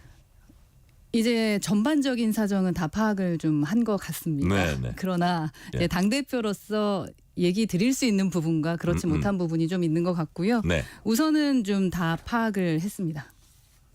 파악한 결과를 딱 요약을 파악한- 한다면 네. 우선 파악한 결과로는 지금 의혹이라서 좀 아쉬워하셨잖아요. 우선 네. 실체적인 진실이 먼저 밝혀지는 것이 우선일 것 같다라는 생각이고 공천을 그러니까 용산에서 공천 개입이 있었느냐 없었느냐 이것이 가장 중요할 것 같고요. 네네. 거기에 주체는 국민의힘이다라는 말씀 그리고 거기에 정치 브로커라고 말씀드리면 될까요? 그 MC가 있는 것이 아닌가 하는 생각입니다. 대표님이 보시기에 공천 개입이 있었다 없었다. 그건 그 실체적인 진실을 제가 확인해 보지 못했기 때문에 알 수는 없습니다만 파보면 어쩔지 모르겠다. 그래서 여튼 특검을 저희가 찬성을 했으니까요. 네네. 김건희 특검법이 어떻게 되느냐. 그 특검 이후의 수사에 따라 밝혀지게 되겠죠. 네. 자, 일단 개혁신당과 관련된 얘기를 좀 해볼게요. 자, 이제 이준석 의원은 개혁신당 얘기를 하기 직전에 이준석 의원은 완결성은 없다 그렇게 얘기를 했습니다. 근데 이제 특검에는 또 찬성을 하셨어요. 그러니까 그거 사이에는 어떤 괴리가 있는 겁니까? 어떻습니까? 그러니까 전원으로 제가 말씀드리는 것은 좀 죄송스럽지만 우선 이준석 의원이 말씀하시는 그 부분은 텔레그램을 봤을 때 이것은 공천 개입이라고 생각하기엔 좀 어려울 것 같다라는 얘기였고 그다음에 김건희 특검법에 찬성한 것은 또 다른 맥락인 거죠. 사실은 요 텔레그램 문제뿐만 아니라 여러 가지가 있으니까 전반적인 것을 지켜보면서 특검을 해야 되는 것이 맞을 것 같다라고 네. 생각한 겁니다. 자, 이와 관련해서 이준석, 천하람 두 의원이 지난 2월 말에 김영선 전 의원 측과 회동을 했습니다. 이와 관련해서 김영선 전 의원이 뭐라 그랬냐면 개혁신당 측에 김건희 여사 김영선 의원이 뭐라 그랬다기보다 이제 이런 주장이 이제 제기됐다는 거예요. 김영선 전 의원이 개혁신당 측에 김건희 여사 공천 개입 폭로를 대가로 비례대표 1번 요구했다. 이런 주장이 이제 제기가 됐습니다. 일부 인터넷 매체를 통해서. 자, 사실입니까? 요청하신 것 같습니다. 자, 요청은 했다. 네, 근데 그 맥락들과 그다음에 시점들에 대한 차이가 좀 있는 것이고 네네. 1번을 요구했다, 3번을 요구하기도 하고 뭐 이렇게 진행을 한 것 같습니다. 자, 비례대표 1번 혹은 3번을 요구했다. 요거는 이제 팩트라고 거의 보여진다 이런 말씀이시죠. 네, 김영선 전 의원이 요구한 거니까요. 공천 개입 폭로를 대가로 이 부분은. 그러니까 공천 개입 부분을 대가로라고 말씀을 하셨을 가능성이 있죠. 그리고 사실은 그게 국민의힘에서도 그렇게 말씀을 하셨다라는 것이 보도로 나온 것으로 알고 있습니다. 공천 개입 폭로를 대가로 비례대표 요구했다. 요거 맞다고 보시는 거예요? 이거는 저는 이제 코끼리는 생각하지 마라라는 그 프레임 전쟁 얘기를 말씀을 드리고 싶은데 예, 자꾸 예. 이렇게 가다 보면은 당대표 입장에서 참 말하기 어려운 것 같아요. 근데 그래요. 이것을 김영선 전 의원이라는 사람을 빼고 우선 당대표에게 어떤 사람이 선거판을 완전히 뒤흔들 수 있는 무언가를 내가 가지고 있다. 좀 그러니까 내가 보여주고 싶다라고 한다면 현재 당대표인 허은하는 어떤 생각을 할까라고 하면 우선은 한번 보자라고 얘기는 할 것 같거든요. 네네. 근데 그것을 보자라고 한 것을 처음부터 내가 이런 걸 가지고 있으니 당신에게 이런 거래를 하겠다라고 말했다면 어땠을까? 그건 또 조금 고민이 됐을 것 같기도 하고. 네. 근데 처음에 만나러 간 것은 흔들 것이 있다라고 해서 만나러 간 것으로 우선 알고 있거든요. 네. 그래서 그 부분에 대한 것을 이렇게 좀 앞뒤 맥락을 자꾸 바꾸게 되면은 개혁신당이 사실 창당을 한 이유가 있는데 네. 개혁신당에 대한 어떤 그 이미지가 너무 나빠지는 것 같아서 당대표로서 너무 지금 안타깝거든요. 그래서 그 부분은 사실 확인을 정확하게 해야 될 것 같다라는 네. 말씀 드리고 싶고 팩트를 제대로 확인하지 않고 기사라던가 어떤 언론에서의 발언들이 있는 것 같다라고 느껴지는 것을 또 하나 말씀드리면 뭐 저희 천하람 원내대표가 2박 3일 동안 있으면서 거기에서 뭐 어떤 활동을 했다라고 얘기하는데 사실 여부를 확인하면 그냥 뭐 2박 3일을 있었던 것이 아니라 출퇴근을 그러니까 가까워요. 순천하고 가까우니까 네네. 다녔다라는 건데 그것을 막 2박 3일 동안 되게 있었던 것처럼 얘기하면 네네. 일을 좀 부풀리는 것 같고 그리고 뭐 초안을 작성했다라는 얘기를 하면서 기자회견을 처음부터 끝까지 2박 3일을 준비했다라고 하는데 실제로 막 하려고 했던 것처럼. 네. 예. 근데 그거와 내가 이런 걸 해보려고 하는데 변호사로서 안을 검토해달라라고 할 때 검토를 해주는 거랑 완전 다른 얘기. 그건 완전 다른 얘기다. 예, 다른 얘기라고 생각하지 않으십니까? 네. 무슨 근데 말씀인지 알겠어요. 이것을 너무 이렇게 원래 실체적인 것은 정말로 용산에서 공천 개입을 했느냐. 그래서 그 사람이 그것에 대한 증거물을 가지고 있느냐. 그럼 여튼 공천 개입이 문제인 의혹의 본질은 건데, 그거라 이거죠. 그것인데 뭐 나무를 심었네, 2박 3일을 했네 이렇게 하면서 또 다른 곳으로 자꾸 시선을 분산시키면서 본인들의 책임을 피해가려고 하는 저는 국민의힘에게 정말 실망스럽다라는 말씀을 좀 드리고 싶어요. 김재원 최고위원이 개혁신당 관계자들 수사할 필요 있다 이렇게 말했습니다. 어떻게 보십니까? 무언가 수사할 게 있으면 수사 받으면 될 텐데 지금 어떤 증거로 어떤 실체적인 것을 갖고 계시면서 그러한 말씀을 하시는지 모르겠거든요. 네. 그래서 저는 평상시에 좀 그러셨어요. 김재원 최고께서 이렇게 물타기 좀 많이 하시고 다른 것으로 말씀을 많이 하시는데 국민의힘에서 왜 이렇게 민감하게 나오시는지는 압니다. 예, 이 공천 개입이라는 것은 엄청나게 큰 부분이고 이미 여러 가지 갈래에서 되게 의혹적인 부분들이 많이 드러나고 있다라고 생각합니다. 그러다 보니 가장 재밌을 만한 어떤 스토리들을 자꾸 만들어서 개혁신당에게 이렇게 책임 전가를 하시려고 하는데요. 그건 정말 용기가 없다, 비겁하다라는 말씀을 좀 드리고 싶습니다. 오동훈 공수처장은 국회 법사위 출석에서 수사 가능성에 내비치기도 했는데 지금 대표님 말씀 들어보니까 여하튼 개혁신당 관계자들이 뭐 수사가 진행된다면 당당히 임해서 뭐 결백을 입증하고 털어낼 수 있다고 자신하고 계신 거죠? 그러니까 특검법에 대해서도 저희가 찬성하지 않았을까요? 네. 예. 자. 허은하 대표님은 어제 최고위에서 대통령 배우자의 책임과 역할을 분명히 하고 공직자의 준하는 법적 책임을 지게 하는 것이 정상적 정치의 출발점이다 라면서 대통령 배우자에 대한 법률 제정 제안했습니다. 취지를 좀 설명을 해주세요. 대통령 배우자에 대한 기본적인 어떤 기준을 놓지 못하다 보니까 네. 지속적인 문제가 일어나고 있다고 생각을 합니다. 예를 들면은 김건희로 해가 뜨고 김건희로 해가 집니다. 그러니까 국힘은 김정숙 전 여사의 문제로 또 물타기를 합니다. 계속 여사 문제가 일어나기 시작을 해요.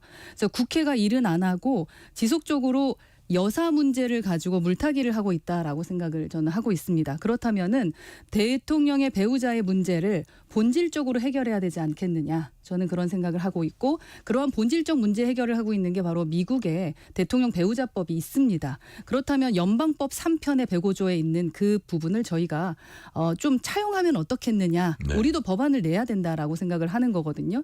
그러니까 특별 예산도 편성하고 어떠한 책임에 대한 권리에 대해서 책임을 질 수 있도록 만드는 것이 필요하다라고 생각하고요.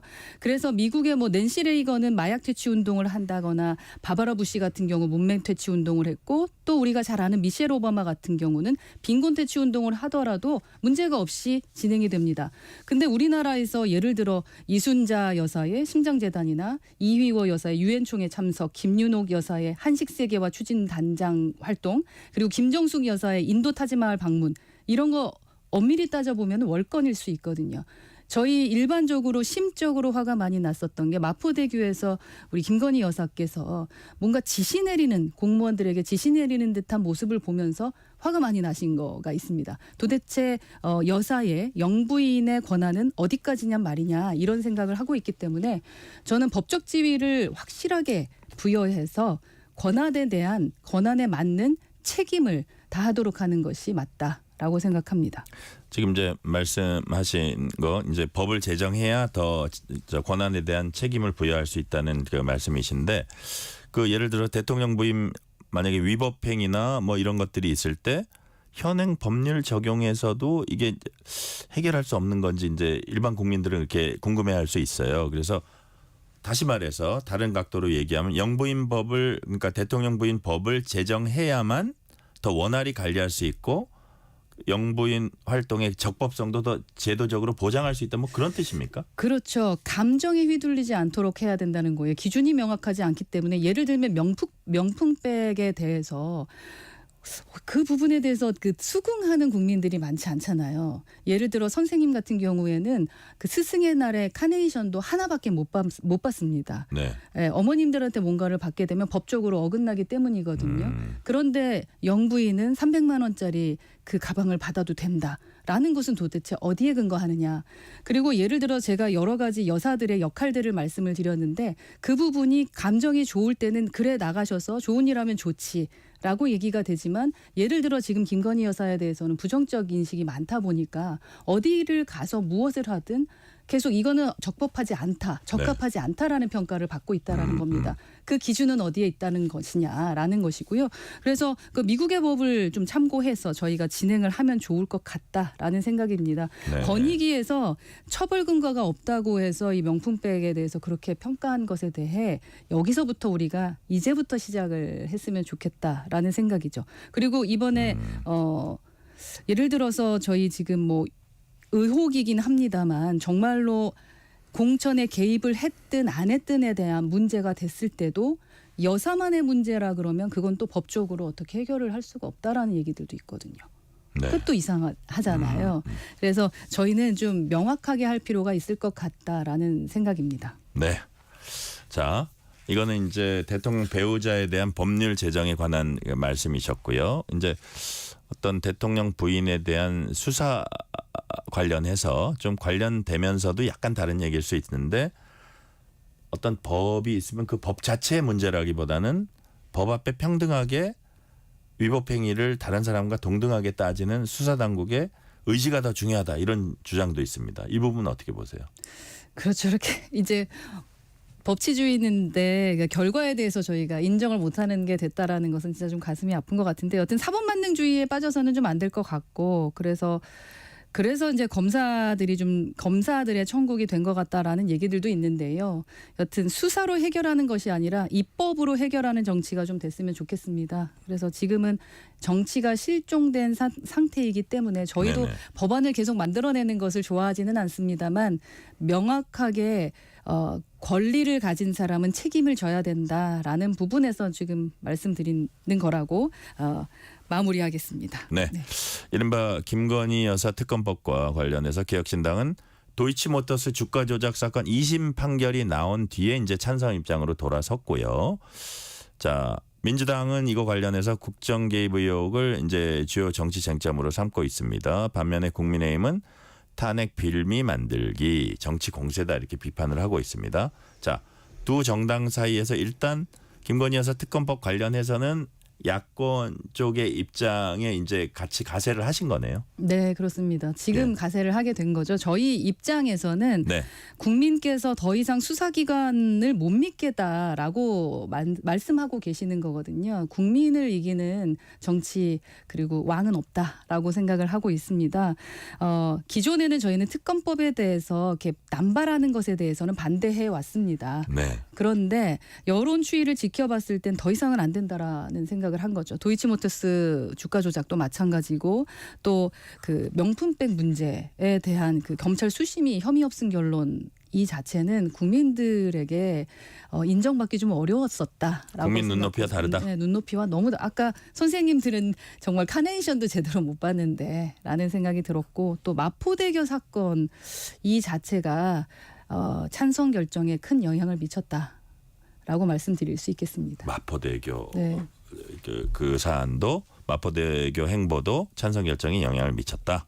네. 자, 허나 대표님은 어제 최고위에서 임종석 전 대통령 비서실장 행보를 놓고 메이드 바이 김정은이라고 규정을 했습니다. 임 전 실장이 이 대목에서 두 국가론 제시하는 것 자체가 북한 김정은의 뜻을 따라가는 거라고 보시는 건가요? 그렇죠. 저희가 오얏나무 아래서는 갓근 고쳐매지 말아라라고 했었는데 그 시점이라는 게 상당히 중요한 것 같은데요. 그분 자체가 3, 40년 동안 통일이라는 것을 말씀을 하시면서 살아왔던 분이십니다. 근데 어느 순간에 입장을 바꿨다면 그 시점에 관심을 좀 가져야 될 텐데 이 시점이 뭐냐 하면 두 국가론, 두 개의 조선이라는 말을 하자마자 북한에서 적대적 두 국가론이요. 네, 예, 그렇게 예. 말을 하자마자 임종석 님이 그렇게 말씀을 하셨단 말입니다. 그거는 누가 봐도 우연일까라는 의심을 가질 수밖에 없는 거고요. 예전에 NL 운동권에 계셨던 분들이 남북 UN 동시 가입을 반대하셨었어요. 그러다가 북한이 입장을 바꾸니까 그때 바로 환영 논평을 냈습니다. 그거랑 뭐가 다른가 하는 생각이 듭니다. 여당에서는 문재인 전 대통령 비서실장에서 김정은 비서실장으로 커밍아웃했다. 뭐 이런 표현까지 썼습니다. 자, 허은하 대표님은 그러면서 통일 정책과 관련해서는 미래 세대 부담 덜고 진정으로 국민을 위한 방향으로 가야 된다 이런 견해를 밝혔습니다. 자, 개혁신당의 통일 정책은 윤석열 정부 통일 정책 그리고 전임 문재인 정부 통일 정책과 어떤 부분에서 차별성이 있습니까? 통일은 이제 우리 세대 문제가 아니라 미래 세대의 문제다. 네. 그들이 부담해야 될 몫이다라는 생각으로 저희는 접근하고요. 그래서 미래 세대가 동의할 수 있는 통일이어야 된다고 생각을 합니다. 그런 차원에서 박근혜 전 대통령의 그러니까 통일 대박론이라던가 그리고 문재인 대통령의 감상주의적 민족 통일론 이런 양쪽에 대해서 저희는 모두 다 비판적이고요. 그리고 윤석열 정부의 자유의 북진 정책 이거는 그야말로 좀 허무맹랑하다라고 생각을 합니다. 그럼 좀 더 현실적인 통일 정책입니까? 예, 그렇죠. 우리는 북한을 지금 감당할 수 있느냐 없느냐에 대한 생각을 좀 해봐야 될 것 같아요. 지금도 양극화 때문에 너무너무 고생하고 있고 해결하지 못하는데 네. 북한의 2천만을 껴안을 수 있는 자신이 있느냐라는 접근을 해 주셔야 될 것 같고 지금 현재 2030 절반 이상의 통일을 반대하거나 부정적입니다. 네. 왜 그런지에 대한 것을 공론화하시고 그 부분에 대한 토론 해봐야 되지 않을까 하는 입장입니다. 자, 지금 민주당이 검사가 법을 왜곡해서 수사하면 처벌한다는 법 왜곡죄 신설 추진하고 있습니다. 아울러 민주당은 이재명 대표 수사한 검사들 탄핵 추진하고 있습니다. 국민의힘에서는 방탄 입법이다. 사법 시스템 흔들기다. 헌정 질서 유린이다. 이렇게 강하게 비판하고 있고요. 이 사안에 있어서 개혁신당 어떻게 보고 계신지 과연 앞으로 어떻게 이 사안에 있어서는 뭐 어떤 당과 공조라든지 뭐 이런 부분에 있어서 어떻게 해나가실 생각이십니까? 저희 개혁신당은 야당이지만 192석에 포함된 야당은 아니라고 생각을 합니다. 3석이지만 300명이 의원이 있다라는 마음으로 일하고 있는데요. 지금 모든 것을 이제 그냥 프레임 전쟁, 이념 전쟁, 검찰 개혁 모든 것을 좀 무너뜨리고 있는 것이 아닌가 하는 생각을 좀 많이 하게 됩니다. 그래서 민주당이 왜 그러는지도 뭐 이해는 하겠습니다만 더 이상 최악의 22대 국회가 되지 않았으면 좋겠다라는 입장이고요. 저희는 좀 지켜볼 생각입니다. 지켜본다? 네. 네네. 자, 어쨌든 이런 행태에 대해서는 지금 현재로서는 동의하지는 않는다 그런 뜻인가요? 그렇죠. 네. 네. 동의하지는 않고 앞으로 그런 행위들이 어떻게 가는지 좀 더 지켜본다. 네. 네네.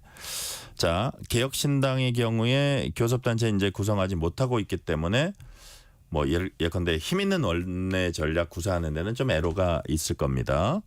조만간 22대 국회 첫 국정감사 이제 시작되고 이제 조금 더 있으면 예산 전국도 맡게 될 텐데 선택과 집중이 중요할 것 같습니다. 자, 개혁신당의 국정감사 전략 어디에 초점을 지금 맞추고 있습니까? 저희는 뭐 양당과는 다르게 하겠다. 네. 그리고 고성 지르는 경로하는 국정감사가 아니라 경론을 좀 버릴 수 있는 국정감사가 될 수 있도록 접근하겠다라는 거고요.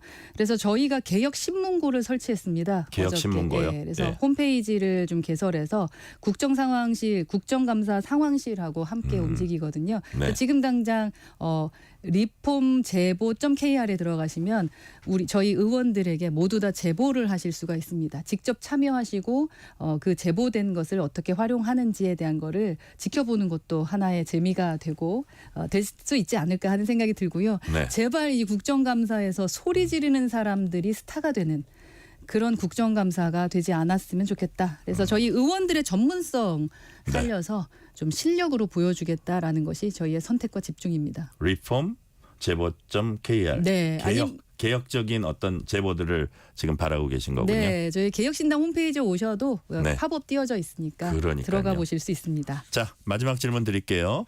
이번 정기국회에서 개혁신당이 꼭 이뤄내겠다 다짐하고 있는 정책 사안이 우리는 이것이다 한 것 꼭 있으면 소개를 해주세요.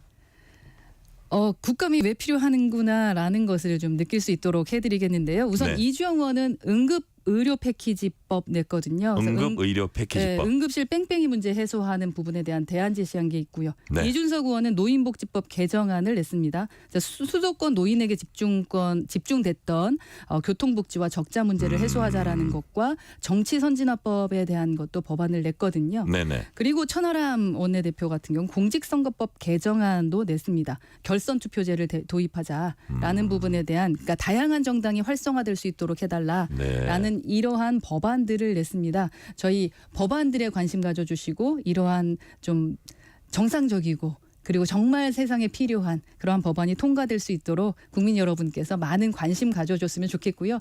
저희 정당은 문제를 해결하기 위해 노력하는 정당입니다. 작은 정당이지만 문제 해결을 위해 열심히 뛰겠습니다. 여기까지 말씀 듣겠습니다. 문제 해결을 위해 뛰는 정당 개혁신당 허은하 대표였습니다. 감사합니다. 감사합니다. 실시간 교통 상황 알아보겠습니다. 라디오 교통정보센터 정현정 리포터 나와주세요. 네, 먼저 고속도로 퇴근길 상황인데요. 경부고속도로 서울 쪽으로는 입장휴게소부터 안성분기점까지 15km가량 막히고요. 오산에서 동탄분기점까지 밀리고 있습니다. 기흥 동탄에서 수원까지 천천히 가고요. 신갈분기점에서 서울요금소까지 밀립니다. 서울요금소 부근 2차로는 승용차 관련 사고 있어서 처리하고 있고요. 반대 부산 방향은 한남에서 서초까지 정체입니다. 서울 양양고속도로입니다. 서울 쪽인데요. 서양양 부근에서는 고장난 승용차가 서 있고요. 천안터널 1차로는 승용차 사고 있어서 처리하고 있습니다. 미리 다른 차로로 변경이 필요하겠고요. 영동고속도로 인천 방향은 양지에서 양지터널까지 밀립니다. 동서원에서 부곡까지는 15km가량 제속도 못 내고요. 군포에서 반월터널 군자분기점에서 영동선 시점까지 막히고 있습니다. KBS 교통정보센터였습니다.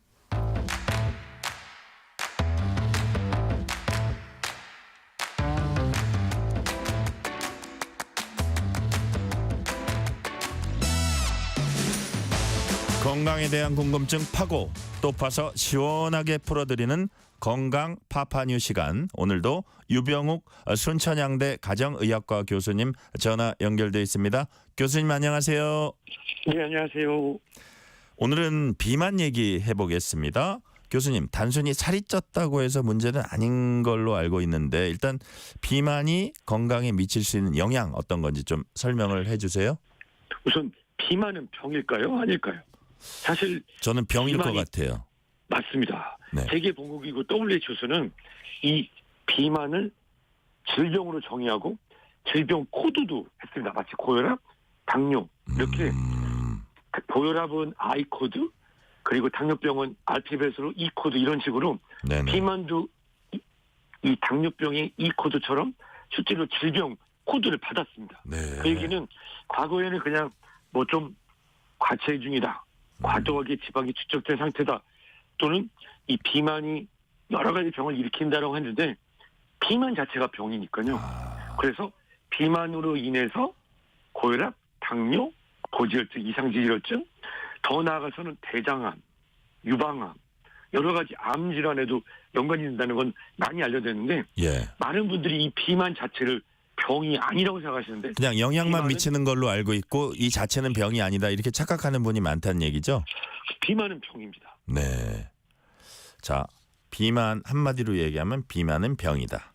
그리고 아울러서 뭐 고지혈증, 뭐 당뇨, 심지어 대장암 이런 데도 영향을 끼친다는 말씀 해주셨고요. 네. 자, 교수님 많은 현대인들이 그래서 다이어트 이제 시도를 합니다. 근데 해보면 참 쉽지가 않아요. 교수님 살 빼기가 가장 어려운 가장 큰 이유 뭐라고 보십니까? 그 이유는 우리 인류는 빙하기를 이겨낸 새로운 신생 인류입니다. 네. 빙하를 이겨냈다는 건 뭐냐면 빙하기가 있으면 밖에는 계속 눈이 오고 춥고 먹을 게 없죠. 예. 그래서 이 신인류는 지금 우리 현생 인류는 먹을 게 있을 때 많이 먹어서 최대한 지방 형태로 저장을 하기 위해서 네. 살아남았습니다. 즉 우리는 지방을 키울 수 있는 그런 일종의 생물체인 거죠. 예예.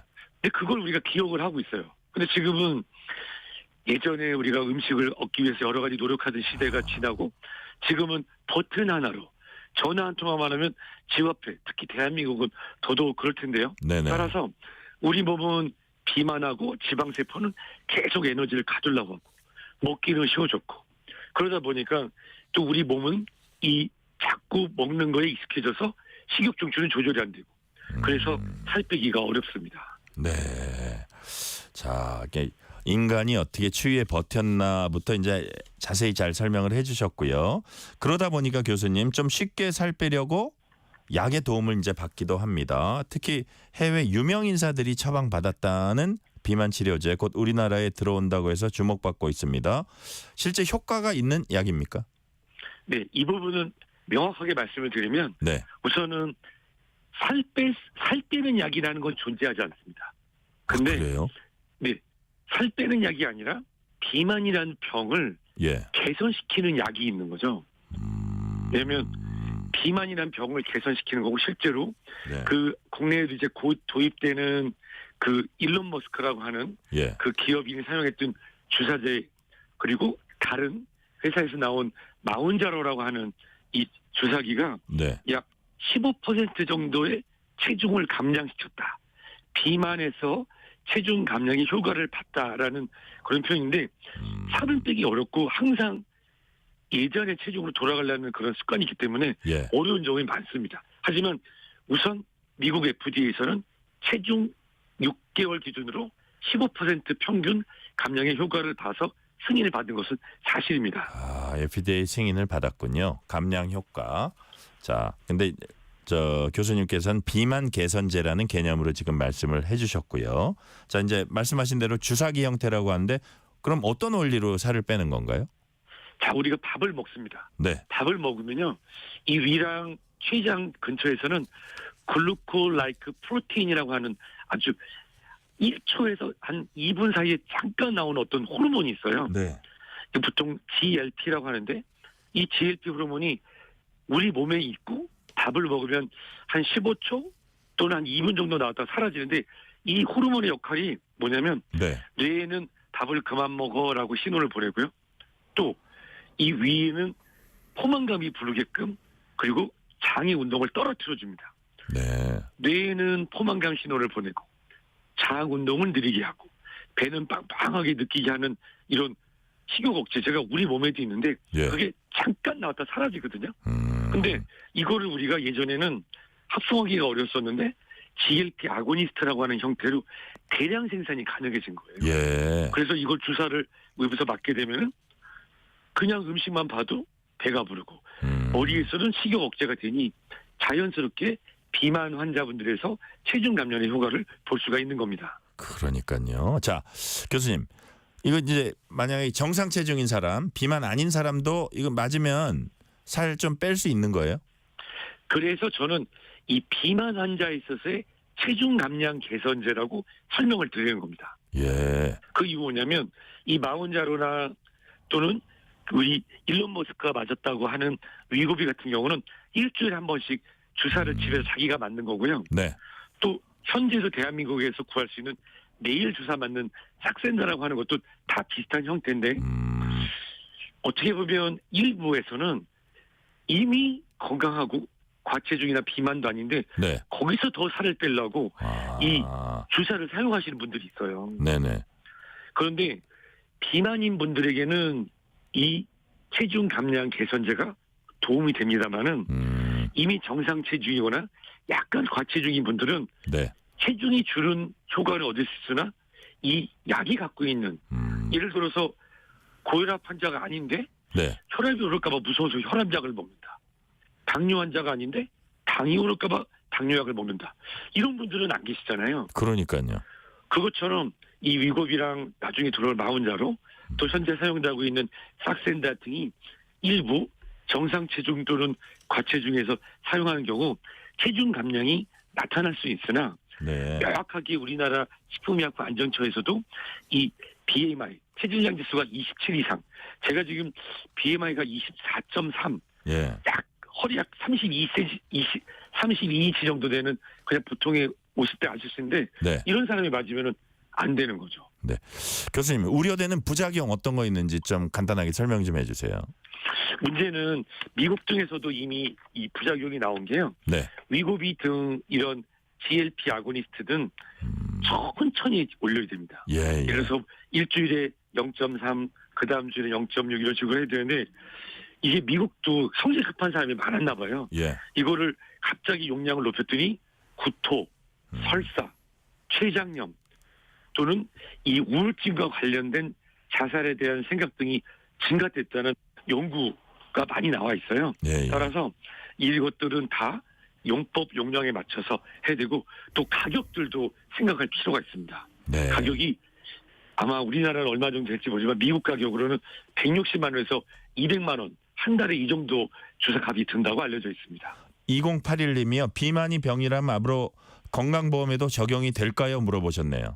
이미 비만은 건강보험 적용을 받고 있습니다. 체질량 지수 30, 32 이상인 분들은 예. 실제로 이 비만으로 인해서 위를 소매 절제술을 하는 것들 그리고 특정 약물 사용에 대해서는 이미 국민건강보험에서 일부 보험 적용을 받는 비만은 질병입니다. 실손보험도 이제 적용을 좀 받고 있나요?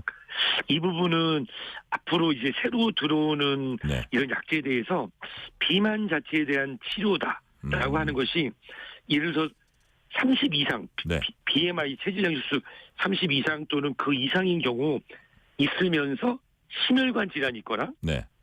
또는 다른 합병 질환이 있는 경우에는 실손보험이 되지 않을까 조심스럽게 예측 중인데 이 부분은 실제로 도입이 돼봐야 알 수 있을 것 같습니다. 교수님, 비만도 이제 질병으로 분류된다고 이제 말씀하셨는데 약 치료 뭐 이런 거 접근하는 것도 필요하지만 기본적으로 생활 습관을 좀 개선해야 될 것 같아요. 관련해서 조언 좀 해주세요.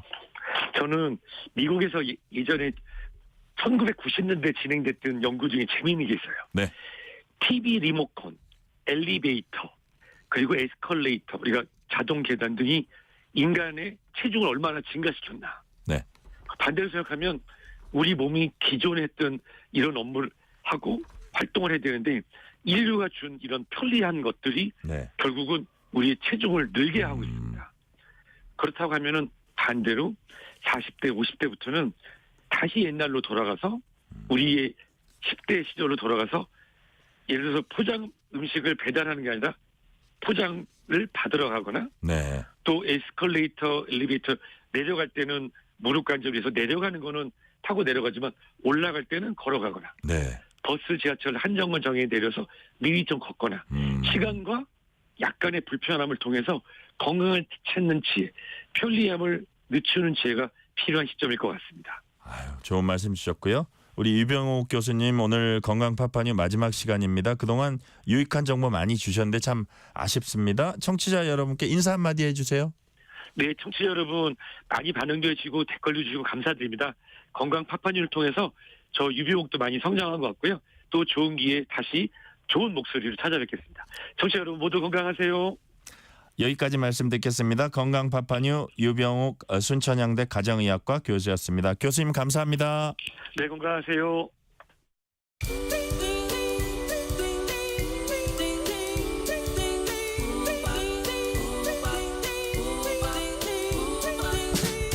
오늘 하루 뉴스를 정리해주는 다정한 편지 한 통. KBS 일라디오 뉴스레터 K.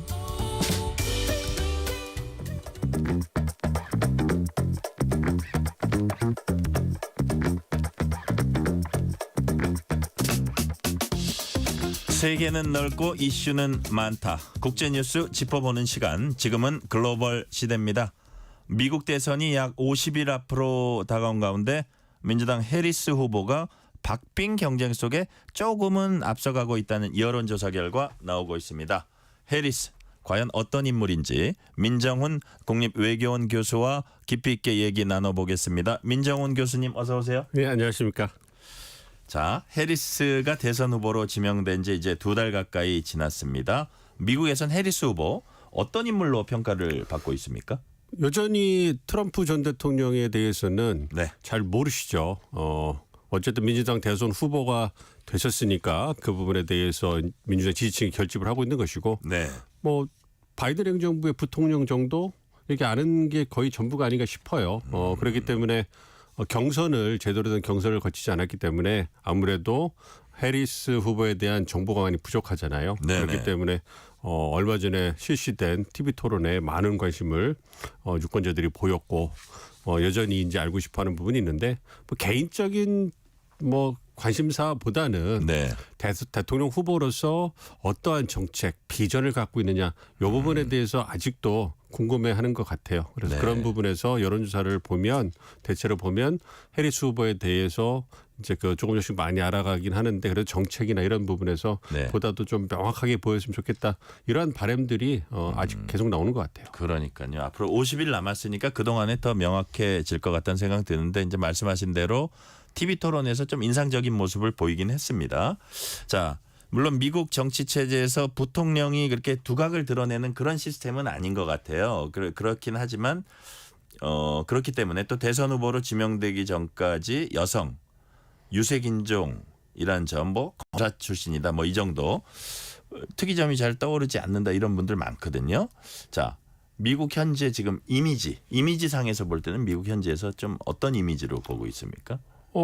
이번 대선 후보로 추대기 전까지는 네. 정말로 조용한 네. 진정한 2인자다운 부통령이 아니었겠습니까? 뭐 가끔씩 미국에서도 딕 체니 같이 그 부시 행정부 때 좀 이렇게 굉장히 힘 있고 영향력 있는 부통령이 있긴 하지만 대체로 2인자는 2인자거든요. 그렇기 때문에 대통령을 보좌하면서 어떤 내각 운영하는데 힘을 실어주는 것이 부통령이고요. 과거에는 부통령이란 자리는 그냥 그 자신의 정치적 경력을 끝내는 자리였어요. 네.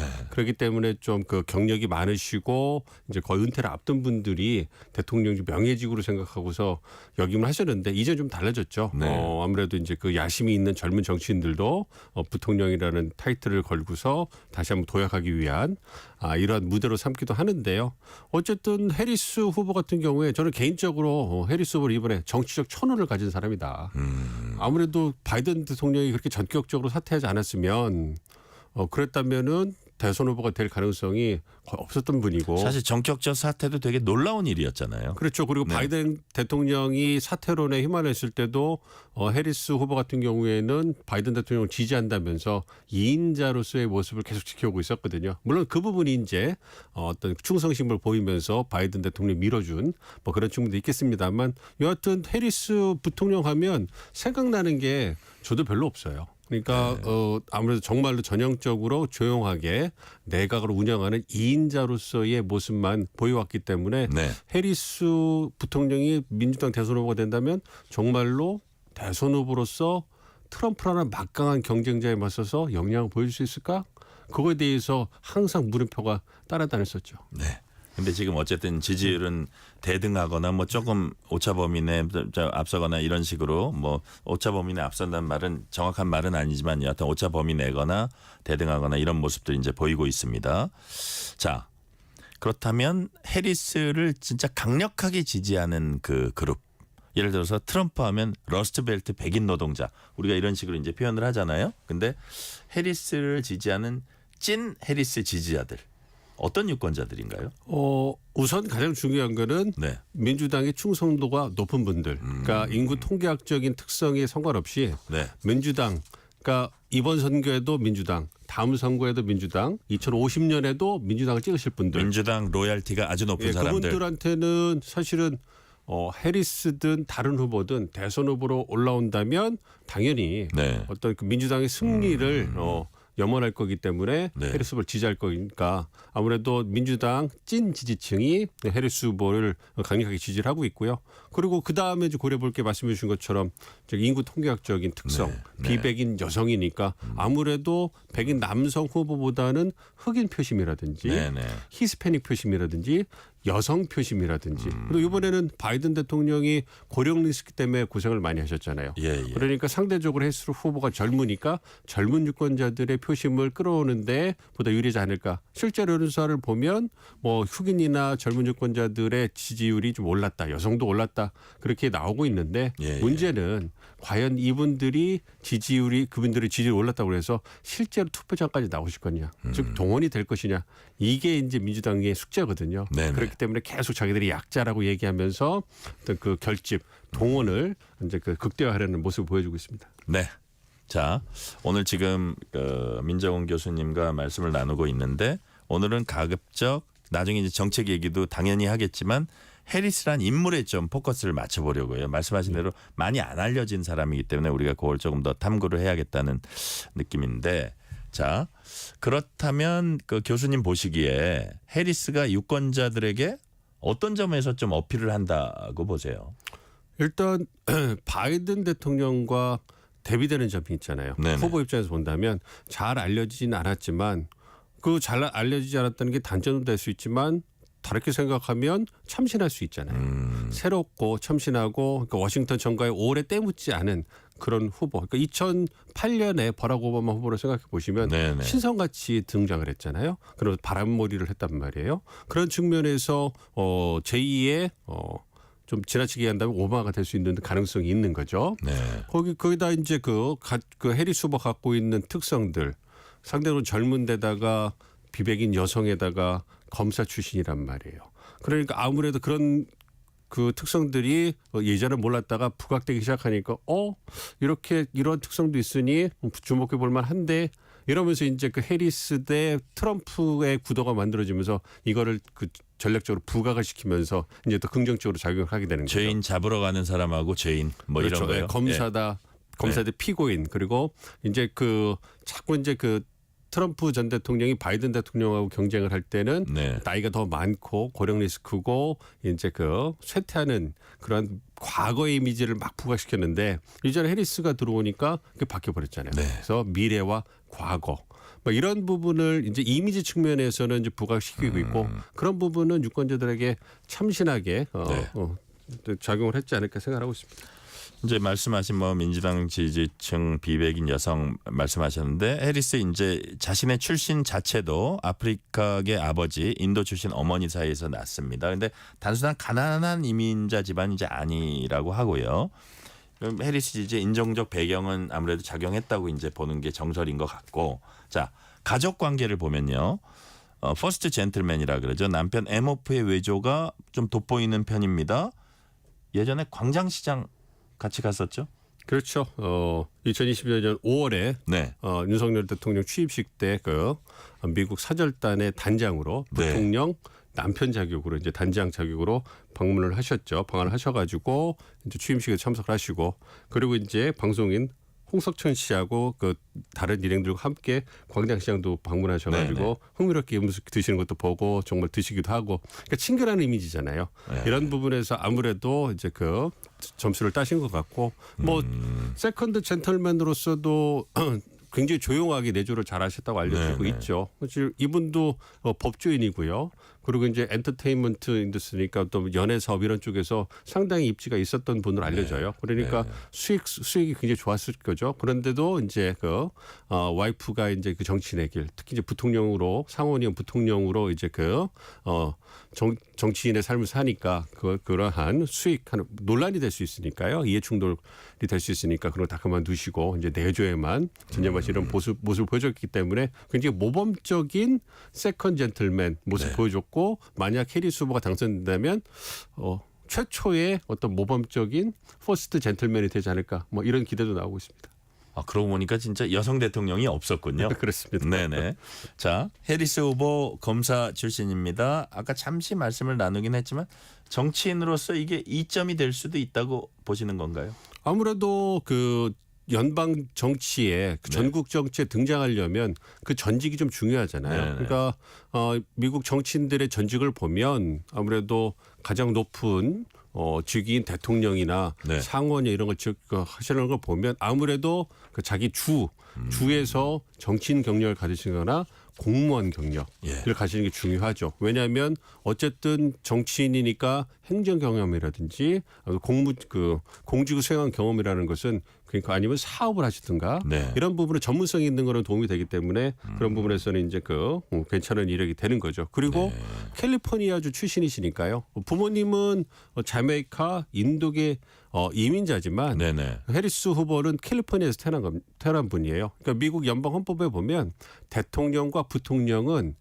미국 시민이어야 돼요. 그러니까 네네. 미국 귀화 시민이 아니고 그냥 타고난 시민이어야 되거든요. 그렇기 때문에 이분은 캘리포니아에 태어나신 분이고 어떻게 보면 금수저 출신이에요. 네. 자메이카 아버지도 스탠퍼드대 교수셨고 어머니도 굉장히 유망한 연구원이었기 때문에 네. 수익이나 이런 부분 이제 지적인 부분에서는 유복하게 자랐군요. 그렇죠. 잘했고요. 그런 부분인데 어쨌든 자신도 이제 그 법조인의 길을 이제 왔고요. 그리고 네. 최초라는 수식어가 붙은 법조인이자 정치인이에요. 여성으로는 최초로 캘리포니아주 이제 법무장관도 하시고 네. 그리고 이제 미국 최초로 여성 부통령도 하셨기 때문에 최초로 하는 그런 수식어가 붙었죠. 그러한 어떤 그 자신이 갖고 있는 장점을 바탕으로 해서 이제 그 2020년에 네. 대선에도 도전했는데 그때는 잘 되지 않았죠. 그러다가 이제 그러니까요. 바이든 후보가 부통령 후보로 이제 낙점하면서 이제 전국 정치에 화려하게 등장한 그런 분이다 할 수 있습니다. 네. 그래서 말씀하신 대로 2016년 캘리포니아주에 차기 그 미국 상원 의원 출마해서 성공적인 선거를 치르면서 이제 정치권에 발을 들였고 부통령이 된 과정 어떤지 또 부통령으로서는 어떤 족적을 좀 남긴 게 있습니까? 부통령이 된 과정은 아무래도 바이든 후보가 갖고 있는 한계를 대선 네. 후보로 갖고 있는 한계를 보완해주는 네네. 그런 카드였던 것 같아요. 바이든 후보는 잘 아시겠지만 굉장히 워싱턴 정거에서 뼈가 굵은 그러한 상원의원이자 어떤 그 굉장히 잘 알려진 정치인이란 말이에요. 네네. 근데 그게 백인 남성이고 엘리트 정치인이기 때문에 그것이 이제 단점이 될 수 있죠. 그러니까 상대적으로 젊고 어떤 비백인이고 네. 여성 대선 부통령 후보가 어떤 필요한 거죠. 그래서 네. 해리스 후보가 낙점이 된 거고요. 근데 안타깝게도 부통령 시절에는 그렇게 눈에 띄는 그 족적을 보인 게 없어요. 네. 그래서 사실 임기 초반에 어떤 이민이나 남국경 문제가 심각하니까 해리스 부통령을 단장으로 해서 테이프를 만들어서 예. 어떤 남국경 문제를 해결하라 이랬는데 중미 국가들을 방문해서 이제 그 논의를 하고 인터뷰를 하면서 미국에 오지 말아라. 제대로 준비되지 않았는데 미국에 오면 네. 위험할 수 있으니 준비를 할 테니 나중에 와라. 이렇게 인터뷰를 했는데 여기에서 그냥 미국에 오지 마세요만 어떻게 보면 악의적으로 편집되면서 네. 굉장히 이미지에 타격을 줘버렸어요. 그다음부터는 조용히 이제 2인자로서 바이든 행정부의 주요 인프라법이라든지 반도체법 이런 것들을 통과시키는데 상원 임시의장이거든요. 네. 부통령이니까. 그래서 어떤 타이 브레이크하는 그런 역할을 하면서 조용히 2인자로서의 역할을 수행했다 이렇게 생각합니다. 네. 교수님 보시기에 해리스가 이제 대통령 후보로서 정책적 특징, 방향 어떻습니까? 바이든 행정부의 정책 기조를 계승을 할 거예요. 네.